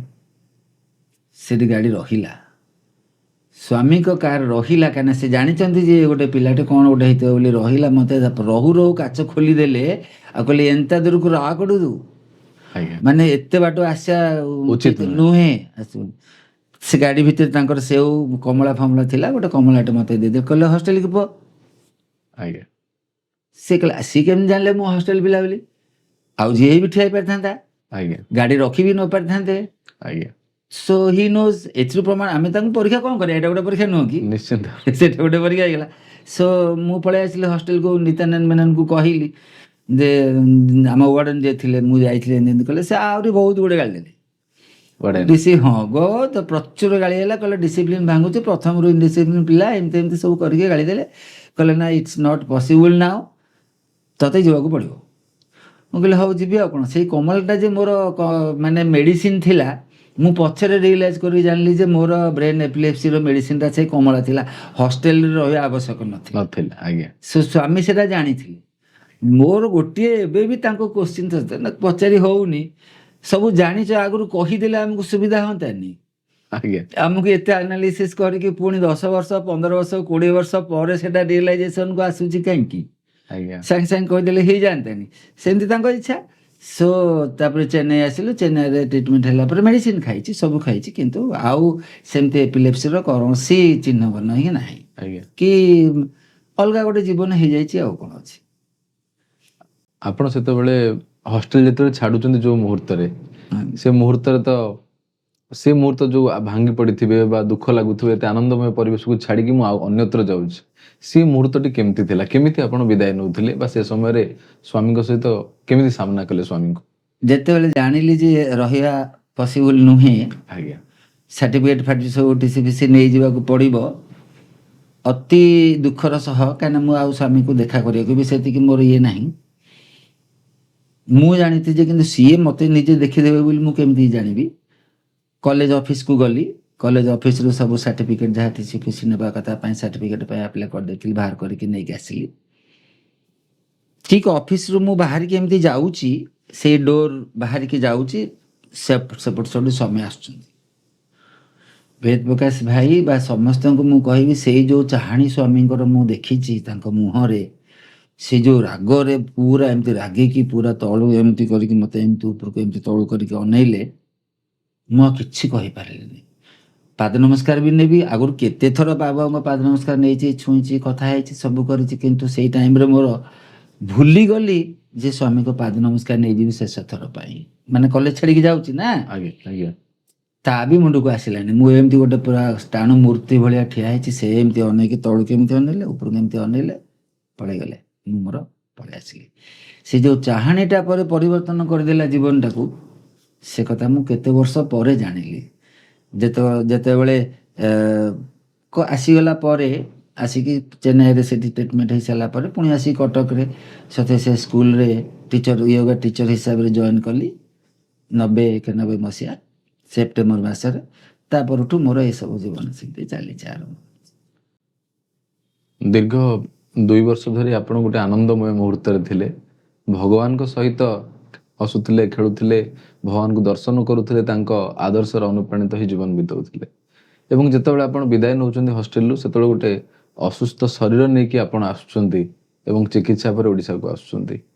ସେ ଯେଉଁ ଦିବ୍ୟ ମୁହୂର୍ତ୍ତ ଆଉ ତାପରେ ଓଡ଼ିଶାକୁ ଆସିଲା ପରେ ପୁଣି ଗୋଟେ ଅସୁସ୍ଥ ଶରୀରରେ ଆପଣ କେମିତି ସାମ୍ନା କରିପାରୁଥିଲେ ଏ ସମୟଟାକୁ? ସ୍ୱାମୀଙ୍କର ସେ ଦିବ୍ୟ ଧାମ ଛଡ଼ା ଏଠି ରହିକି କେମିତି ସାମ୍ନା କରିପାରୁଥିଲେ ସବୁ ପରିସ୍ଥିତିକୁ? କଷ୍ଟ ହବ, ବହୁତ କଷ୍ଟ ଲାଗୁଥିଲା ନିଶ୍ଚିତ ଭାବରେ। ସେ ପରିବେଶ ଛାଡ଼ିଲା ପରେ ସ୍ୱର୍ଗରୁ ଯେମିତି ଆସିବା କଥା, ଆଜ୍ଞା। ସ୍ୱର୍ଗରୁ ଆସିକି ଏଇଠି ପହଞ୍ଚିଲା ପରେ ମେଣ୍ଟାଲି ଆକ୍ସେପ୍ଟ କରିବାଟା ବହୁତ କଷ୍ଟ ଥିଲା। କିନ୍ତୁ ଗୋଟିଏ ଜିନିଷ ଥିଲା, ମୁଁ ଏବେ ବି କହେ ଭଗବାନଙ୍କୁ, ଦୁଃଖ ଯୌତ ଯେତେ ଦିଅ, ଆଜ୍ଞା ସେଥିପାଇଁ କୌଣସି, କାହିଁକିନା ମୁଁ ତ କାଟି ହିଁ ପାରିବିନି, କାହିଁକିନା ମୋ ସେ ଶକ୍ତି ତ ନାହିଁ। କିନ୍ତୁ ଗୋଟିଏ ରିକ୍ୱେଷ୍ଟ ହେବ ଯେ ସେଇ ଦୁଃଖଟାକୁ ସହିବା ପାଇଁ ସେତିକି ଶକ୍ତି ବି ଦେଇଦିଅ, ତାହେଲେ ଆମକୁ ଭଲ ହେବ ସେତିକି। ସୋ ଆସିକି ପହଞ୍ଚିଲା ପରେ ମୁଁ ଯେ ତାଙ୍କୁ ଭୁଲି ଯାଇଛି ବା ତାଙ୍କର ସହିତ କୌଣସି କଣ୍ଟାକ୍ଟ ବା ନାହିଁ ବା ମୁଁ ତାଙ୍କର ଆଶୀର୍ବାଦରୁ ବଞ୍ଚିତ ହେଇଛି, ସେଇଟା ମୁଁ କେବେ ଫିଲ୍ କରେନି। କାରଣ ମୋତେ ଛାତ୍ର ଜୀବନରେ ସେଠି ଯେତିକି ମିଳିନଥିଲା, ତା ପର ଲାଇଫ୍ରେ ତାଠୁ 10 ଗୁଣା ଅଧିକା ମିଳିଲା। ଆଜ୍ଞା ସୋ ମୁଁ ତାଙ୍କର ବ୍ଲେସିଂସଟା ପାଇ ପ୍ରତି ମୁହୂର୍ତ୍ତରେ ତାଙ୍କ ଚିନ୍ତା କରିକି, ହି ହ୍ୟାଜ୍ ଡନ୍ ଏଭ୍ରିଥିଙ୍ଗ, ସିଏ ସବୁ କରୁଛନ୍ତି। ମୋ ସ୍ତ୍ରୀ ମରିଗଲା, ସେଟା ବି ସିଏ ତାଙ୍କର କରିଛନ୍ତି। ଏଗୁଡ଼ାକ ସବୁ ମୁଁ ତାଙ୍କ ପରେ ପରେ ବହୁତ କିଛି, କାହିଁକିନା ଅର୍ଗାନାଇଜେସନଟା ହେଉଛି ଆମର ସବୁକିଛି। ସେ ଅର୍ଗାନାଇଜେସନ ରହିକି ଧୀରେ ଧୀରେ କରିକି କଷ୍ଟ ହେଉଥିଲା। ଏକାନ୍ତରେ ରହିଲା ବେଳକୁ ସ୍ୱାମୀକୁ ଛାଡ଼ିକି ଆସିଲି। ତାପରେ ଯେତେବେଳେ ଦେଖେ ଯେ ସ୍ୱାମୀ ଯାଇଛନ୍ତି କୋଡ଼ାଇକେନାଲ କେତେଜଣ ଷ୍ଟୁଡେଣ୍ଟମାନଙ୍କ ସାଙ୍ଗରେ, ମନକୁ କଷ୍ଟ ଲାଗେ। ମୁଁ କହେ ମୁଁ ଟିକେ ହେଲେ ଥାନ୍ତି ସେତେବେଳେ, ଯାହା ହେଇଥାନ୍ତା। ସ୍ୱାମୀ ଏମିତି କଲେ, ଷ୍ଟୁଡେଣ୍ଟମାନଙ୍କର ଉପରେ କନଭୋକେସନ୍ ହେଲା, ତାପରେ ବି ୱାର୍ଲଡ କନଫରେନ୍ସକୁ ବି ଯାଇଛି। ସେଗୁଡ଼ାକୁ ମୁଁ ମନେ ପଡ଼େ, I should have been a part of it. ତାପରେ ବି ଆମେ କେତେ ପ୍ରୋସେସ୍, ଓଲ୍ଡ ଷ୍ଟୁଡେଣ୍ଟମାନଙ୍କ ଇଏରେ ବି ଯାଇଛି ସେଠିକି। ଜାନୁଆରୀ 1ରେ ପ୍ରତିବର୍ଷ ଯିବାକୁ ପଡ଼େ। ଲାଗେ, ଟିକେ ଖରାପ ଲାଗେ ଆଉ। ଭାଇ, ଆପଣ ତ ଭଗବାନଙ୍କ ହାତ ତିଆରି Shri Satya Sai institute of higher ଲର୍ଣ୍ଣିଂର ଛାତ୍ର ଥିଲେ। ସେଠି ପାଠପଢ଼ା ସରିଲା ପରେ ଆପଣ ଯେତେବେଳେ ଓଡ଼ିଶା ଫେରିଛନ୍ତି, ଭଗବାନଙ୍କର ହାତ ତିଆରି ସଂଗଠନ ଶ୍ରୀ ସତ୍ୟ ସାଇ ସେବା ସଂଗଠନର ଜଡ଼ିତ ହେବାର ସୁଯୋଗ ପାଇଥିଲେ କି? ହଁ, ପ୍ରଥମେ ଆସୁ ଆସୁ କଟକରେ ପାଦ ଦେଉ ଦେଉ ସତ୍ୟ ସାଇ ବାଲ୍ୟ ବିକାଶ ସେଣ୍ଟର, ପ୍ରତାପ ନଗରୀ ଗୋଟେ ଜାଗା ଅଛି, ବିଜୟ କୁମାର ସେଠି ମୋତେ ଡାକିକି ବାଲ୍ୟ ବିକାଶ ଗୁରୁ ହିସାବରେ, ମୁଁ ବାଲ୍ୟ ବିକାଶ ଛାତ୍ର ଥିଲି। ଆଜ୍ଞା କଟକରେ ଥିଲାବେଳକୁ ବାଲ୍ୟ ବିକାଶ କ୍ଲାସ୍ 1, ଗ୍ରୁପ୍ 1, 2, 3 ସବୁ କମ୍ପ୍ଲିଟ୍ କରିଛି। ଆଜ୍ଞା ଆଣ୍ଡ ଆମ ବେଳକୁ ସେତେବେଳକୁ ସାର୍ଟିଫିକେଟ୍ ଗ୍ରୁପ୍ 3ର ଏଡ଼େ ବଡ଼ ସାର୍ଟିଫିକେଟ୍ଟା ସୌଭାଗ୍ୟ ନଥିଲା। ଏବେ ଯେଉଁ ଭଳିଆ ଗ୍ରୁପ୍ 3ରେ ପରେ ଯେଉଁ ସାର୍ଟିଫିକେଟ୍ଟା ମିଳୁଛି, ଭେରି ଆଟ୍ରାକ୍ଟିଂ। ଆଜ୍ଞା କିନ୍ତୁ ଭଗବାନଙ୍କ ଇଚ୍ଛା। କିନ୍ତୁ କଟକ ଆସିଲା ପରେ ସାଙ୍ଗେ ସାଙ୍ଗେ ମୁଁ ବାଲ୍ୟ ବିକାଶ ଗୁରୁ ହିସାବରେ କାମ ଆରମ୍ଭ କରିଛି। ବେଦ ଶିଖଉଥିଲି ପିଲାମାନଙ୍କୁ। ସୋ ବାଲ୍ୟ ବିକାଶ ଗୁରୁ, ଏମିତି ଅନେକ ବର୍ଷ ବାଲ୍ୟ ବିକାଶ ଗୁରୁ ହିସାବରେ କାମ କଲା ପରେ ଏବେ ନିତ୍ୟ ଶିକ୍ଷାଦାନର ଯେଉଁଟା ଅଛି ଷ୍ଟେଜ୍ ଚାର୍ଜ ବି ନେଇଥିଲି, ସେଇଟା ବି ସରିଗଲା ପରେ ବର୍ତ୍ତମାନ କିନ୍ତୁ ବିଦ୍ୟାବାହିନୀ ଯେଉଁଟା ଅଛି ଆମର ସତ୍ୟ ସାଇ ସ୍କୁଲ୍ସ ଅଫ୍ ଓଡ଼ିଶା, ଯେଉଁ ତାଙ୍କ ପାଇଁ ବିଦ୍ୟାବାହିନୀ ଯେଉଁ ସବୁ ଲେସନ୍ ପ୍ଲାନ୍ କାମ କରୁଛି, ସେ ବିଦ୍ୟାବାହିନୀରେ ବର୍ତ୍ତମାନ କାମ କରୁଛି। ତେଣୁ ଭଗବାନଙ୍କ ସଂଗଠନରେ ଆପଣ ବାଳ ବିକାଶ ଗୁରୁ ଭାବରେ ଜଡ଼ିତ ହେଲେ। କହିବାକୁ ଗଲେ ବାଳ ବିକାଶ ହେଉଛି ସଂଗଠନର ମୂଳଦୁଆ। ତେଣୁ ସେଠି ଗୁରୁ ଭାବରେ ସମୟ ବିତେଇବା ସହିତ ଭଗବାନ କହୁଥିଲେ ପ୍ରଶାନ୍ତିରେ ସେବା କରିବା ହେଉଛି ପ୍ରତ୍ୟେକ ସାଇ ସେବକର ଗୋଟିଏ ଭାଗ୍ୟ। ତେଣୁ ଆପଣ ସେ ସୌଭାଗ୍ୟ ପାଇଥିଲେ କି? ଆଉ କେତେ ଥର ପ୍ରାୟ ଏ ସେବା କରିଛନ୍ତି? ଅନେକ ଥର, ଗଣି ନାହିଁ। କିନ୍ତୁ ବାହାଘର ପୂର୍ବରୁ ବି ଆଉ ବାହାଘର ପରେ ବି, 94 ମସିହାରେ ବାହାଘର ହେଲା, ତାର ଅନେକ ପୂର୍ବରୁ କେତେ ଥର ଯାଇଛି। ସେତେବେଳକୁ ପ୍ରଶାନ୍ତି ସେବା 15 ଦିନିଆ ଥିଲା, ଅଗଷ୍ଟ ମାସରେ। ଆଜ୍ଞା 1ରୁ 15 ପର୍ଯ୍ୟନ୍ତ ହେଉଥିଲା। 15 ଦିନ ଯାକ ଯାଇକି ଡ୍ୟୁଟି କରିସାରିବ। ଡ୍ୟୁଟି କରିସାରିଲା ପରେ ସ୍ୱାମୀ ଯେତେଜଣ ସେବାଦଳ ଯାଉଥିଲେ ସମସ୍ତଙ୍କୁ ଲାଇନ୍ରେ ବସେଇକି ସ୍ତ୍ରୀ ଲୋକମାନଙ୍କୁ ଶାଢ଼ୀ ଆଉ ପୁରୁଷମାନଙ୍କୁ ସବୁ ଧୋତି ଦେଉଥିଲେ। ସୋ ସେଭଳିଆ ସେବା ସିକ୍ୟୁରିଟି ଡ୍ୟୁଟି ଯାଇକି ସେଇଟା କରିଛି। ମୋର ଗଣେଶ ଟେମ୍ପୁଲରେ ପ୍ରାୟ ଡ୍ୟୁଟି ପଡ଼େ, ସେଇଟା ବି କରିଛି। ବାହାଘର ପରେ ବି ସେମିତି ଯାଇକି ପ୍ରଶାନ୍ତି ସେବା ଅନେକ ଥର କରିଛି। ଆପଣ ଯେତେବେଳେ ପୁଟ୍ଟପର୍ତ୍ତିର ଛାତ୍ର ଥିଲେ, ତାପରେ ଆସି ଓଡ଼ିଶାରେ ବାଳ ବିକାଶ ପିଲାମାନଙ୍କୁ ପଢ଼େଇଲେ, ଶିକ୍ଷକତା କଲେ। ସେ ପୁଟ୍ଟପର୍ତ୍ତିର ଛାତ୍ର ଆଉ ଆପଣ ଅନ୍ୟତ୍ର ପୁଟ୍ଟପର୍ତ୍ତି ବାହାରେ ପଢ଼ୁଥିବା ଏଇ ଛାତ୍ରମାନଙ୍କ ଭିତରେ, ଏ ଦୁଇଟି ଷ୍ଟୁଡେଣ୍ଟ ଜୀବନ ଭିତରେ କ'ଣ ପ୍ରଭେଦ ଦେଖିଲେ? ପ୍ରଭେଦ ଦେଖିଛି, କିନ୍ତୁ ଏଇ ବର୍ତ୍ତମାନ ବାହାରେ ଯେଉଁ ଛାତ୍ର ମାନେ ସତ୍ୟ ସାଇ ଛାତ୍ର ନୁହନ୍ତି, ସେମାନଙ୍କୁ ଦୋଷ ଦେବିନି। ପରିବେଶ ହିଁ ସେମାନଙ୍କୁ ସେଇଭଳିଆ ପରିସ୍ଥିତି କରୁଛି। କାହିଁକିନା ଏଇ ଛାତ୍ରମାନେ ଯେ ନର୍ମାଲ, ଆମେ ତ ପୁଣି କଟକରେ ଥିଲୁ ପଢୁଥିଲୁ, ଆଜ୍ଞା ପୁଟପାର୍ତି ଗଲୁ ବୋଲି କ'ଣ ହୀରା ହେଇଗଲୁ କି ସୁନା ମୁଣ୍ଡା ହେଇଗଲୁ, ତା ତ ନୁହଁ। କିନ୍ତୁ ପରିବେଶରେ ଗୋଟେ ଛାପା ଅଛି। ଆଜ୍ଞା ସେ ପିଲାମାନେ ସେଠି ରହିଲେ, ତାଙ୍କ ପାଖରେ ଟିଭି ନାହିଁ କି ମୋବାଇଲ ନାହିଁ କି କିଛି ନାହିଁ, ସକାଳୁ ଉଠିଲେ ସୁପ୍ରଭାତମ୍ କଲେ, ଆଉ ଯାହା ଯେମିତି ତାଙ୍କର ନିତ୍ୟକ୍ରମ ସବୁ ଅଛି ହଷ୍ଟେଲ ଲାଇଫ୍ ମେଣ୍ଟେନ୍ କରିକି କରନ୍ତି। କିନ୍ତୁ ଏଠିକାର ଅନେକ କିଛି ଅଦରୱାଇଜ ଆଟ୍ରାକ୍ସନ୍ ଅଛି। ସେ ପିଲାମାନେ ପରିବେଶ ସୃଷ୍ଟି କରୁଛି କିଏ? ସେ ବଡ଼ମାନେ। ବଡ଼ମାନେ। ଆଜ୍ଞା ସେଠି ବଡ଼ମାନେ ଯିଏ ରହିଲେ ତାଙ୍କ ସାଙ୍ଗରେ ସୁପ୍ରଭାତମ୍ କଲେ, ଖାଇଲେ, ଭଜନ କଲେ, ସବୁ କଲେ, ଲାଇଫ୍ ଅଲଗା ହେଲା। ଆଜ୍ଞା ସୋ ଏଠି ସେମାନେ ସବୁ କରୁଛନ୍ତି। କିନ୍ତୁ ଏମାନଙ୍କ ପାଇଁ ଯେଉଁ ପରିବେଶଟା ତାଙ୍କୁ ଯେଉଁ ଆଟ୍ରାକ୍ଟ କରେଇକି ଡିଷ୍ଟ୍ରାକ୍ଟ କରେଇ ଦେଉଛି, ସେଥିପାଇଁ ଏମାନେ ଏମିତି ହେଉଛନ୍ତି। ଏଠି ଯଦି ଗୁରୁକୁଳ ସୃଷ୍ଟି କରି ଦିଆଯିବ କଟକରେ, ତାହେଲେ ସେ ଏଠି ବି ସେମାନେ ସେମିତି ଭଲ ପିଲା ବୋଲି ବୋଲାଇବେ। ନିଶ୍ଚିତ ଭାବରେ ସତ କଥା, କାରଣ ପରିବେଶର ପ୍ରଭାବ ସବୁବେଳେ ସମସ୍ତଙ୍କ ଉପରେ ପକାଇଥାଏ। ଆପଣ ଏକ ସୁନ୍ଦର ପରିବେଶ ପାଇଥିଲେ Shri Sathya Sai institute of higher ଲର୍ଣ୍ଣିଂରେ। ସେଥିପାଇଁ ସ୍ୱାମୀ କୁହନ୍ତି ଯେ ତାଙ୍କର ପିଲାମାନେ ହିଁ ହେଉଛନ୍ତି ତାଙ୍କର ସମ୍ପତ୍ତି। ତେଣୁ ସେ ତାଙ୍କ ସମ୍ପତ୍ତିକୁ ସବୁବେଳେ ଏମିତି ସୁରକ୍ଷିତ ଆଉ ସୁନ୍ଦର କରି ରଖୁଥିଲେ। ଆପଣ ବୃତ୍ତିଗତ ଜୀବନରେ ଶିକ୍ଷକତାକୁ ଆପଣେଇ ନେଲେ, ଆଉ ଏ ଶିକ୍ଷକତା ଆପଣଙ୍କର ଆରମ୍ଭ ହେଉଛି ଶ୍ରୀ ସତ୍ୟସାଇ ବିଦ୍ୟାଳୟ କଟକରେ, ଆଉ ଶେଷ ହେଉଛି ଶ୍ରୀ ସତ୍ୟସାଇ ଜ୍ଞାନ ବିକାଶ ପଙ୍କପାଳରେ ଅଧ୍ୟକ୍ଷ ଭାବରେ। ତେଣୁ ଆପଣ ଜଣେ ଶିକ୍ଷକ ଭାବରେ କେବଳ ସତ୍ୟସାଇ ବିଦ୍ୟାଳୟରେ ରହିଗଲେ କାହିଁକି?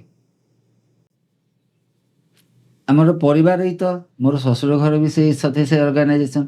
ସୋ ପରିବାର ମୂଳରୁ ବାଲ ବିକାଶ ଛାତ୍ର ହିସାବରେ ପରିବାର ସହିତ ବାବା ଅଛନ୍ତି। ସୋ ସତ୍ୟସାଇ ଅର୍ଗାନାଇଜେସନ୍ର ପରିବାର, ବାହାଘର ପରେ ବି ସେଇ ପରିବାର ସେମିତି ହେଲା। ସୋ ମୁଁ ଅନ୍ୟ କୋଉଆଡ଼େ ଚେଷ୍ଟା ହିଁ କରିନି ଯେ ଆଉ କେଉଁଠି ଗୋଟେ ଭଲ ଚାକିରି କରିବି, ବଡ଼ ଚାକିରି ଗୋଟେ କରିବି କି କ'ଣ ହବ ବୋଲି। କାହିଁକି ସତ୍ୟସାଇ ଆଇଡ଼ିଓଲୋଜି, ଭଜନ, ନଗର ସଂକୀର୍ତ୍ତନ, ବାଲ ବିକାଶ, ଆଉ ସୁଯୋଗ ମିଳିଲା ଗୋଟେ ସ୍କୁଲ ଟିଚର ହେବା, ସତ୍ୟସାଇ ଟିଚର ହେବା ପାଇଁ। ସୋ ଏଇଥିରେ ହିଁ ଜୀବନ ବିତିଗଲା। ସୋ ଆଉ ଅନ୍ୟ କୁଆଡ଼େ ଚେଷ୍ଟା କରିବାକୁ ସୁଯୋଗ ହିଁ ମିଳିନି କି ମୁଁ ଚେଷ୍ଟା ହିଁ କରିନି। କିନ୍ତୁ ଏଇଥିରେ ବହୁ ଆନନ୍ଦ ନେଇଛି, କାହିଁକିନା ଟିଚିଂ ଅନ୍ୟ ଅଦର ସ୍କୁଲ ଗୁଡ଼ାକ ମୁଁ ବର୍ତ୍ତମାନ ବୁଝାବୁଝି ସବୁ କରୁଛି। ସେଠି ଯେଉଁ ଏଜୁକେସନର ଭ୍ୟାଲ୍ୟୁଜ ଆଉ ସତ୍ୟସାଇ ଅର୍ଗାନାଇଜେସନାଲ ସ୍କୁଲ ବା ସତ୍ୟସାଇ ସ୍କୁଲ ଗୁଡ଼ାକର ଯେଉଁ ଏଜୁକେସନର ଭ୍ୟାଲ୍ୟୁଜ ଡିଫରେଣ୍ଟ ଅଛି। ସତ୍ୟସାଇ ବିଦ୍ୟାବାହିନୀ ବି ସେଇଆ କହେ, ଡିଫରେଣ୍ଟ ଅଛି। କାହିଁକିନା ସେମାନେ ଏଜୁକେସନଟାକୁ ଇମ୍ପୋର୍ଟାନ୍ସ ଦିଅନ୍ତି, ଅନ୍ୟ ଯେକୌଣସି ସ୍କୁଲ ଗୁଡ଼ାକ ହେଲା। ଏଠି ଏଜୁକେସନ ସହିତ ସ୍ପିରିଚୁଆଲିଟିକୁ ଇମ୍ପୋର୍ଟାନ୍ସ ଦିଅନ୍ତି। ଦୁଇଟା ଯାକ ଏଠି ଏଜୁକେସନ ତ ଅଛି ହିଁ ଅଛି ସେଠି। ସେଇଟା ମୁଁ ଏଇଟା ଯେହେତୁ ଦୁଇଟା ଯାକ ଅନୁଷ୍ଠାନ ସହିତ ଜଡ଼ିତ, ସେଇଟା ମୁଁ ଜାଣିବି। କାହିଁକିନା ଶିକ୍ଷକତା କରୁଥିଲି, ଶିକ୍ଷକତା କରୁଛି ଏବେ ବି। କିନ୍ତୁ ଯେତେବେଳେ ଟିଚର୍ସ ମାନଙ୍କୁ ଟ୍ରେନିଂ ଦେବାକୁ ପଡ଼ୁଛି, ଟିଚର୍ସ ମାନଙ୍କୁ ଯେଉଁ ଆମେ ସବୁ ସତ୍ୟସାଇ ସ୍କୁଲ ଗୁଡ଼ାକୁ ଯାଇକି ଯେଉଁ ତାଙ୍କୁ ସବୁ କହୁଛୁ ଟ୍ରେନିଂ ଦେଉଛୁ, ଦ ବେସିକ୍ ଡିଫରେନ୍ସ ହେଉଛି ଏଇଟା। ସେଠି ଏଜୁକେସନ ଅଛି, ଏଠି ବି ଏଜୁକେସନ ଅଛି, କିନ୍ତୁ ଏଠି ଏଜୁକେସନ ସହିତ ମୂଲ୍ୟବୋଧ ଅଛି ଯେଉଁଟାକି ସେଠି ନାହିଁ। ଆଜ୍ଞା ଆଜ୍ଞା ମିଳୁନି, ମୁଁ ସେଟା ଦେଖିଛି ବି ମିଳୁନି। ତେଣୁ ଭଗବାନଙ୍କର ଯେଉଁ ଶିକ୍ଷା ଯେ ଭ୍ୟାଲ୍ୟୁ ବେସ୍ଡ ଏଜୁକେସନ୍, କାରଣ ମଣିଷକୁ କେବଳ ଭଗବାନ କହନ୍ତି ଶିକ୍ଷା କେବଳ ଜୀବିକା ପାଇଁ ନୁହେଁ, ଶିକ୍ଷା କେବଳ ଜୀବିକା ପାଇଁ ନୁହେଁ, ଆମ ଜୀବନ ପାଇଁ ମଧ୍ୟ। ତେଣୁ ଭଗବାନ ସବୁବେଳେ ସେୟା କହୁଥିଲେ ଯେ ଆମ ଚରିତ୍ରକୁ ଆମେ ସୁନ୍ଦର କରିବାକୁ ହେଲେ ଏହି ମୂଲ୍ୟବୋଧ ଭିତ୍ତିକ ଶିକ୍ଷା ଆମେ ଗ୍ରହଣ କରିବା ଦରକାର, ଯାହା ଭଗବାନ ତାଙ୍କ ଇନଷ୍ଟିଚ୍ୟୁଟ୍ରେ ପିଲାମାନଙ୍କୁ ଶିଖାଉଥିଲେ। ତେଣୁ ଏ ଆଦର୍ଶକୁ ଆପଣ ଅନୁପ୍ରାଣିତ ହୋଇ ସତ୍ୟସାଇ ବିଦ୍ୟାଳୟରେ ନିଜ ଜୀବନର ବୃତ୍ତିଗତ ଜୀବନକୁ ଆପଣ ବିତେଇଥିଲେ। ଭାଇ 1994 ମସିହାରେ ଆପଣ ବିବାହ କରିଛନ୍ତି। ଯେତେବେଳେ ସାଂସାରିକ ଜୀବନକୁ ଆପଣ ପାଦ ଦେଲେ, ସେତେବେଳେ ସଂଗଠନ ସହିତ କାମ କରିବା, ଭଗବାନଙ୍କର ଦିବ୍ୟ କାର୍ଯ୍ୟ ଯେଉଁ ସେବା କରୁଥିଲେ ଆପଣ, ତାପରେ କିଛି ପ୍ରଭାବ ପଡ଼ିଥିଲା କି ସାଂସାରିକ ଜୀବନର? ସବୁଆଡ଼ୁ ତ ସପୋର୍ଟ ମିଳୁଥିଲା। ସାଂସାରିକ ଜୀବନର ପ୍ରଭାବ ମାନେ କ'ଣ, ଆମକୁ ସତ୍ୟସାଇ ଅନୁଷ୍ଠାନ ବା ସତ୍ୟସାଇ ଆଇଡ଼ିଓଲୋଜିରୁ ବାହାରକୁ ଯିବା ପାଇଁ କୌଣସି ପ୍ରକାର ପ୍ରରୋଚନା ମିଳିନାହିଁ। ଆଜ୍ଞା କାହିଁକିନା ମିସେସ୍ ବି ଥିଲା ବାଲ ବିକାଶ ଗୁରୁ ଆଜ୍ଞା ତାଙ୍କ ଗାଁରେ। ସୋ ଆମର ଏଇ ବାହାଘରଟା ହେଇଛି କେବଳ ଅର୍ଗାନାଇଜେସନ ପିଲା, ବାବାଙ୍କ ସତ୍ୟସାଇ କଲେଜ ପିଲା, ତେଣୁକରି ହେଇଛି। ଜାଣି ଯୌତୁକ ନାହିଁ କି କ୍ୱାଲିଫିକେସନ ଦେଖା ଦେଖି ନାହିଁ। ସତ୍ୟସାଇ ପିଲା, ତାଙ୍କ ବାପା ଯାଇଥିଲେ ଷ୍ଟେଟ୍ କନଫରେନ୍ସକୁ କଟକ, ସେ ଦେଖା ହେଇଗଲେ, ବାହାଘର ହେଇଗଲା, କୌଣସି ଜିନିଷ ଆଉ କିଛି ହେଇନି। ସୋ ସତ୍ୟସାଇ ଅନୁଷ୍ଠାନରେ ହିଁ ରହିକି, ଯେହେତୁ ପରିବାର ବି ଗୋଟେ, ସ୍ତ୍ରୀ ବି, ତାଙ୍କ ଶ୍ୱଶୁର ଘର ବି ସେଇ ସତ୍ୟସାଇ ଅନୁଷ୍ଠାନର ପାଇଲି, ସେଥିରେ ମୋର କୌଣସି ପ୍ରଭାବ ମୁଁ ଦେଖିନି କି କିଛି ଡିଫରେନ୍ସ, କୌଣସି ପ୍ରକାର ଜିନିଷ ମୁଁ ଅଲଗା ହେଇନି, ଜାଣିପାରୁନି। ସତ କଥା ଭାଇ, ଯେତେବେଳେ ଆମକୁ ଗୋଟେ ପରିବେଶ ମିଳିଯାଏ ଯେ ସବୁଆଡ଼ୁ ଆମକୁ ଭଗବାନଙ୍କର ଆଶୀର୍ବାଦ ମିଳିଲା ଭଳି ଆମର ବନ୍ଧୁ ବି ମିଳନ୍ତି, ଆମର ପରିବାର ବି ମିଳନ୍ତି, ସେତେବେଳେ ଆମକୁ ଭଗବାନଙ୍କ କାମ କରିବା ପାଇଁ ଆହୁରି ସହଜ ସୁଲଭ ଆମେ ସୁବିଧା ଅନୁଭବ କରୁ। କିନ୍ତୁ ଜୀବନଟି ସୁଖମୟ ଚାଲୁଥିଲା ବେଳେ ଯେହେତୁ ଆମେ ସଂସାରରେ ଅଛେ, ବେଳେ ବେଳେ ଆକସ୍ମିକ ଘଟଣାଟିଏ ଘଟେ, ଦୁଃଖଟିଏ ଘଟେ, କିଛି ପରିସ୍ଥିତି ଏମିତି ଆସେ ଆମକୁ ବିଚଳିତ କରିଦିଏ। ତେଣୁ ସେମିତି କିଛି ପରିସ୍ଥିତି ଆପଣଙ୍କ ଜୀବନରେ ଆସିଥିଲା କି ଯାହାକୁ ଆପଣ ସାମ୍ନା କରିଛନ୍ତି? ସେ ଅନୁଭୂତି ଟିକେ ରଖିବେ। ଦୁଇଟି ଅନୁଭୂତି ଅଛି। 19 ଏଇ ଯୋଉ ଏବେ 52 ମସିହା ଏଜ୍ 2021 ମସିହାରେ ବି ଯେତେବେଳେ ମିସେସ୍ ଚାଲିଗଲା, ହଠାତ୍ ବ୍ଲଡ୍ କ୍ୟାନ୍ସର ବୋଲି ଆମେ ଡିଟେକ୍ଟ କଲୁ, ବ୍ଲଡ୍ କ୍ୟାନ୍ସରରେ ସେ ଚାଲିଗଲା। ତା ପୂର୍ବରୁ ଆଉ ଗୋଟେ ହେଉଛି ମୋତେ ହାର୍ଟ ପ୍ରୋବ୍ଲେମ୍ ବାହାରିଥିଲା। ଏଇ ଦୁଇଟି ଜିନିଷ ମୋ ଘଟଣାରେ, ଦୁଇଟି ଘଟଣା ମୋ ପାଇଁ ବହୁତ ଗୁରୁତ୍ୱପୂର୍ଣ୍ଣ। ମୁଁ ସେ ଦୁଇଟା ଯାକ ଟିକେ କହିବି। ଆଉ ଭଗବାନଙ୍କର ସ୍ୱାମୀଙ୍କର କେମିତି ତା ଦେହରେ ଅଛି ବା ମୋ ପାଖେ ପାଖେ ଅଛନ୍ତି ବୋଲି ମୁଁ କେମିତି ଫିଲ୍ କରିଛି, ସେଇଟା ହେଉଛି ବହୁତ ବଡ଼ କଥା। କାହିଁକିନା ଷ୍ଟୁଡେଣ୍ଟ ବୋଲି ନୁହେଁ, ଭଗବାନଙ୍କ ପାଖରେ ସମସ୍ତେ ଅଛନ୍ତି, ସ୍ୱାମୀ ସମସ୍ତଙ୍କ ପାଖରେ ଅଛନ୍ତି। ଯେମିତି ଖରା ସବୁଠି ପଡ଼ୁଥାଏ, ଯିଏ ନେଇପାରିବ ସେ ନେଇପାରିବ। ସୋ ସ୍ୱାମୀଙ୍କ ପ୍ରେଜେନ୍ସଟା ଆମର ଅହରହ ସବୁବେଳେ କଥାରେ କଣ ମୁଣ୍ଡରେ ସବୁବେଳେ ଥାଏ। ସ୍ୱାମୀ ମୋର ହେଉଛନ୍ତି ସିଏ, ଭଗବାନ ହୁଅନ୍ତୁ କି ଯାହା ହୁଅନ୍ତୁ ମୋ ପାଖରେ ହିଁ ଅଛନ୍ତି। ମୋତେ ଯେତେବେଳେ ହାର୍ଟ ପ୍ରୋବ୍ଲେମ୍ ହେଲା, ମିସେସ୍ ଥାଏ ସେତେବେଳକୁ କଟକରେ ଗଲୁ, ଡକ୍ଟରଙ୍କୁ ଦେଖେଇଲୁ, ହାର୍ଟ ଡକ୍ଟରଙ୍କୁ ଦେଖେଇଲୁ, ସନାତନ ରଥ ଯିଏ ଅଛନ୍ତି କଟକରେ ହାର୍ଟ ସ୍ପେଶାଲିଷ୍ଟ। ସେ ଡିଟେକ୍ଟ କଲେ, ସବୁ ପ୍ରକାର ଟେଷ୍ଟ ବି କରିଦେଲେ, ବାହାର କରିଦେଲେ, ବ୍ଲକେଜ ବାହାର କଲେ, କହିଲେ ଅପରେସନ୍ ଦରକାର ଅଛି। ଯେହେତୁ ଚାକିରି ବହୁତ ଛୋଟ, ମାଷ୍ଟର ଚାକିରି, ପଇସା କମ୍, ମୁଁ ଥରେ ସ୍ୱାମୀକୁ ବାହାଘର ପରେ ବି ଲେଖିଥିଲି ଯେ ବାଙ୍ଗାଲୋରରେ ଯେତେବେଳେ ଯାଇଥିଲି ମୁଁ ଚିଠିରେ ଲେଖିକି ଦେଇଥିଲି ଯେ ସ୍ୱାମୀ ପଇସା ପତ୍ର ବହୁତ କମ୍ ଅଛି, ଦେଖ ସେମାନେ ଭଗବାନ ଛାଡ଼ି ଦିଅ, କିନ୍ତୁ କେମିତି ମୁଁ ଝିଅଟିଏ ଯଦି ମୋର ହବ ତା ଏତେ ପଇସା ମୁଁ ଖର୍ଚ୍ଚ କରିପାରିବିନି, ଆଉ ମୋତେ ପୁଅଟିଏ ଦବ। ସେ ଗୋଟିଏ ପୁଅ ହିଁ ଦେଲେ, ସିଏ ହିଁ ପୁଟପର୍ତ୍ତିରେ ପୁଣି ସେ ପଢ଼ିଲା, ସିଏ ବି ତାର ଷ୍ଟୁଡେଣ୍ଟ ହେଇକି ସେ ତାଙ୍କର ସେ ପିଲା ହେଇକି ରହିଲା। ସୋ ଯେତେବେଳେ ଏଇସବୁ ଟେଷ୍ଟ ପରେ ଯେତେବେଳେ ଯାଇକି ପହଞ୍ଚିଲି, ମୁଁ ମିସେସ୍ କହିଲା ଯେ ଆମେ ତ ଏତେ ପଇସା ଖର୍ଚ୍ଚ କରିକି ଅପରେସନ୍, ହାର୍ଟ ଅପରେସନ୍ କରିପାରିବାନି, ପୁଟପର୍ତ୍ତି ପଳେଇବା, ପୁଟପର୍ତ୍ତିରେ କେବେ ଯାଇକି ଲାଇନ୍ ପଡ଼ିବ, କ'ଣ ହେବ। ମିସେସ୍ କହିଲା ଯେ କାଳେ ତମେ ଷ୍ଟୁଡେଣ୍ଟ ହିସାବରେ ତମକୁ ଆଗ କ'ଣ କ'ଣ ହେଇଯିବ, ଚାଲ ଯିବା। ଗଲୁ, ଯାଇକି ସତକୁ ସତ ଷ୍ଟୁଡେଣ୍ଟ ହିସାବରେ ଆଉ ମୋତେ ଲାଇନ୍ ଦେବାକୁ ପଡ଼ିଲାନି, ଗୋଟେ ରେଜିଷ୍ଟ୍ରେସନ୍ କରିଦେଲେ। ସତେ ସେ ସୁପର ସ୍ପେଶାଲିଟି ହସ୍ପିଟାଲ ସେତେବେଳକୁ ହେଇଗଲାଣି। ଆଜ୍ଞା। ସୋ କରିଦେଇକି ସବୁ ପ୍ରକାର ଟେଷ୍ଟ ଆଉଥରେ କଲେ, କହିଲେ ନା ୟେସ୍ 7 ଦିନ ପରେ ଆସ, 7 ଦିନ ପରେ ୱି ୱିଲ୍ ହ୍ୟାଭ୍ ଦ। ଟିକେ ବ୍ୟସ୍ତ ଲାଗୁଥିଲା ମନରେ ସେତେବେଳକୁ, ମୋତେ ବି ଫିଲ୍ ହେଉଥିଲା ସେମିତି। ପୁଟପର୍ତ୍ତିରେ ଆମର ଘର ଅଛି, ସେ ଘରେ ରହିଥିଲୁ। ସମାଧିକୁ ଯାଏ, ଦର୍ଶନ କରେ, ଭଜନ କରିକି ପୁଣି ପଳେଇ ଆସେ। 2 ଦିନ 3 ଦିନ ପରେ ଗୋଟେ ଥର ସମାଧିକୁ ମୁଁ ଯାଇଛି। ୟୁଜୁଆଲି କ'ଣ ହୁଏ, ବେଶୀ ସମୟ ସମାଧିରେ ମୁଣ୍ଡ ରଖିକି ରହିଲା ପରେ ସେମାନେ ସେ ବଦଳ ଯିଏ ଉଠେଇ ଦିଅନ୍ତି। ଆଜ୍ଞା। ସେଇଦିନ କିନ୍ତୁ କ'ଣ ହେଇଛି, ମୁଁ ଯାଇକି ସେଠି ସମାଧି ପାଖରେ ବାବାଙ୍କୁ ସେଠି ପ୍ରଣାମ କଲା ବେଳକୁ ଶୋଇପଡ଼ିଛି। ମାନେ ମୁଁ ଜାଣିନି ଯେ ହୋସ୍ରେ ଯେ ମୁଁ କେତେ ସମୟ ସେଠି ଅଛି, ମୁଁ ଆଉ ଜାଣିନି, ସେମିତି ରହିଯାଇଛି। କାହିଁକିନା ମୁଁ ଆଉ 3-4 ଦିନ ପରେ ସତେ ସେ ମାନେ ସୁପର ସ୍ପେଶାଲିଟି ପୁଣି ଯିବି। ସେଠୁ ଉଠିଲି, ଜଣେ ଯାଇକି ମୋତେ ଡାକିଲା ସାଇରାମ ବୋଲି। ସେତେବେଳକୁ ଦେଖିଲାକୁ ଆଉ କେହି ଲୋକ ନାହାନ୍ତି, ବୋଧେ ଲାଷ୍ଟ ଆଉ କେତେ ଜଣ ଖାଲି ଥିଲେ ଯିବା ପାଇଁ। ଉଠିକି ଆସିଲି, ସେ ଯେଉଁ ଗୋଲାପ ଫୁଲର ପାଖୁଡ଼ା ଟିକେ ଦିଅନ୍ତି, 2-4ଟା ଦେଇ ଦେଇଥିଲି, ମୁଁ ଆଉ କିଛିଟା ମାଗି ଆଣିକି ଖାଇଦେଇକି ପଳେଇ ଆସିଲି। ଗୋଲାପ ଫୁଲ ପାଖୁଡ଼ା ଆଡ଼କ ଚୋବେଇକି ଖାଇଦେଲି। ନେକ୍ସଟ ଦିନ ଯିବାର ଥିଲା ସୁପର ସ୍ପେଶାଲିଟି ଟେଷ୍ଟ ଗଲୁ, ମିସେସ୍ର ମୋର ନେକ୍ସଟ ଦିନ ସେଠିକି ଗଲୁ। ସେମାନେ ପୁଣି ଆଉ ଥରେ ସବୁ ଜାଗା ରୁଟିନ୍ ଟେଷ୍ଟ ଗୁଡ଼ା ସବୁ କଲେ। ଡକ୍ଟର୍ସ ମାନେ କହିଲେ we will have another test. ତାପରେ କହିଲେ ନା MRI ହାର୍ଟ କରିବାକୁ ପଡ଼ିବ। ଆଜ୍ଞା। ମୁଁ କହିଲି ନା ମୋର MRIକୁ ଡର, ସବୁଠୁ ଡର ହେଉଛି MRI। ମୁଁ କହିଲି MRI ମୋତେ କ'ଣ କରେ ନା ବାଧ୍ୟ ଆଉ କରିବାକୁ, ଭେରି ମାନେ ଅଳ୍ପ ସମୟ ପାଇଁ ହେଇଯିବ, କରିଦିଅନ୍ତୁ, କିଛି ଅସୁବିଧା ହେବନି, ବାବାଙ୍କ ଭଜନ ବାଜିବ, କିଛି ଇଏ ହେବନି। ରାଜି ହେଲି, MRI କରାହେଲା। 15 ମିନିଟ୍ 20 ମିନିଟ୍ ପର୍ଯ୍ୟନ୍ତ ଏତିକି ଗଲା, ବାହାର କରିଦେଲେ। ଗୋଟେ ହାତରେ ଏମିତି ପମ୍ପିଂ ଭଳି ଦେଇଥାନ୍ତି, ଚିପିଦେଲେ ବେଲ୍ ବାଜିବ, ସେ କାଢ଼ିଦେବେ ଯଦି କିଛି ଡର ଲାଗେ ତ। ସେ ଯେଉଁ ମେସିନ୍ ଭିତରୁ ବାହାର କରିବା ପାଇଁ, ମେସିନ୍ ଭିତରୁ ପଶୁ ପଶୁ ଭାରି ଡର ଲାଗୁଛି। ସୋ MRI ବାହାର କରିଦେଲେ, ଦେଖିଲି କିଛି ପାଣିଲେନି। ଆସିକି କହିଲେ ଯେ we are not getting anything, ଆଉ ଥରେ ହେବ। ମୁଁ ପୁଣି ଡରିଗଲି, କହିଲି ସ୍ୱାମୀ ଇଏ କ'ଣ, ମୋତେ ତ MRIକୁ ଡର ଲାଗେ, ତମେ ପୁଣି ଆଉ ଥରେ MRI କରିବା, it will be a long one. ଆଜ୍ଞା। ସେ ଆହୁରି ଥରେ ଘଣ୍ଟାଏ କାଳ କରିଛନ୍ତି, ମୁଁ ଜାଣିନି କିନ୍ତୁ କିଛି ଡିଫେକ୍ଟ ସେମାନେ ପାଇଲେନି ହାର୍ଟ MRI ର।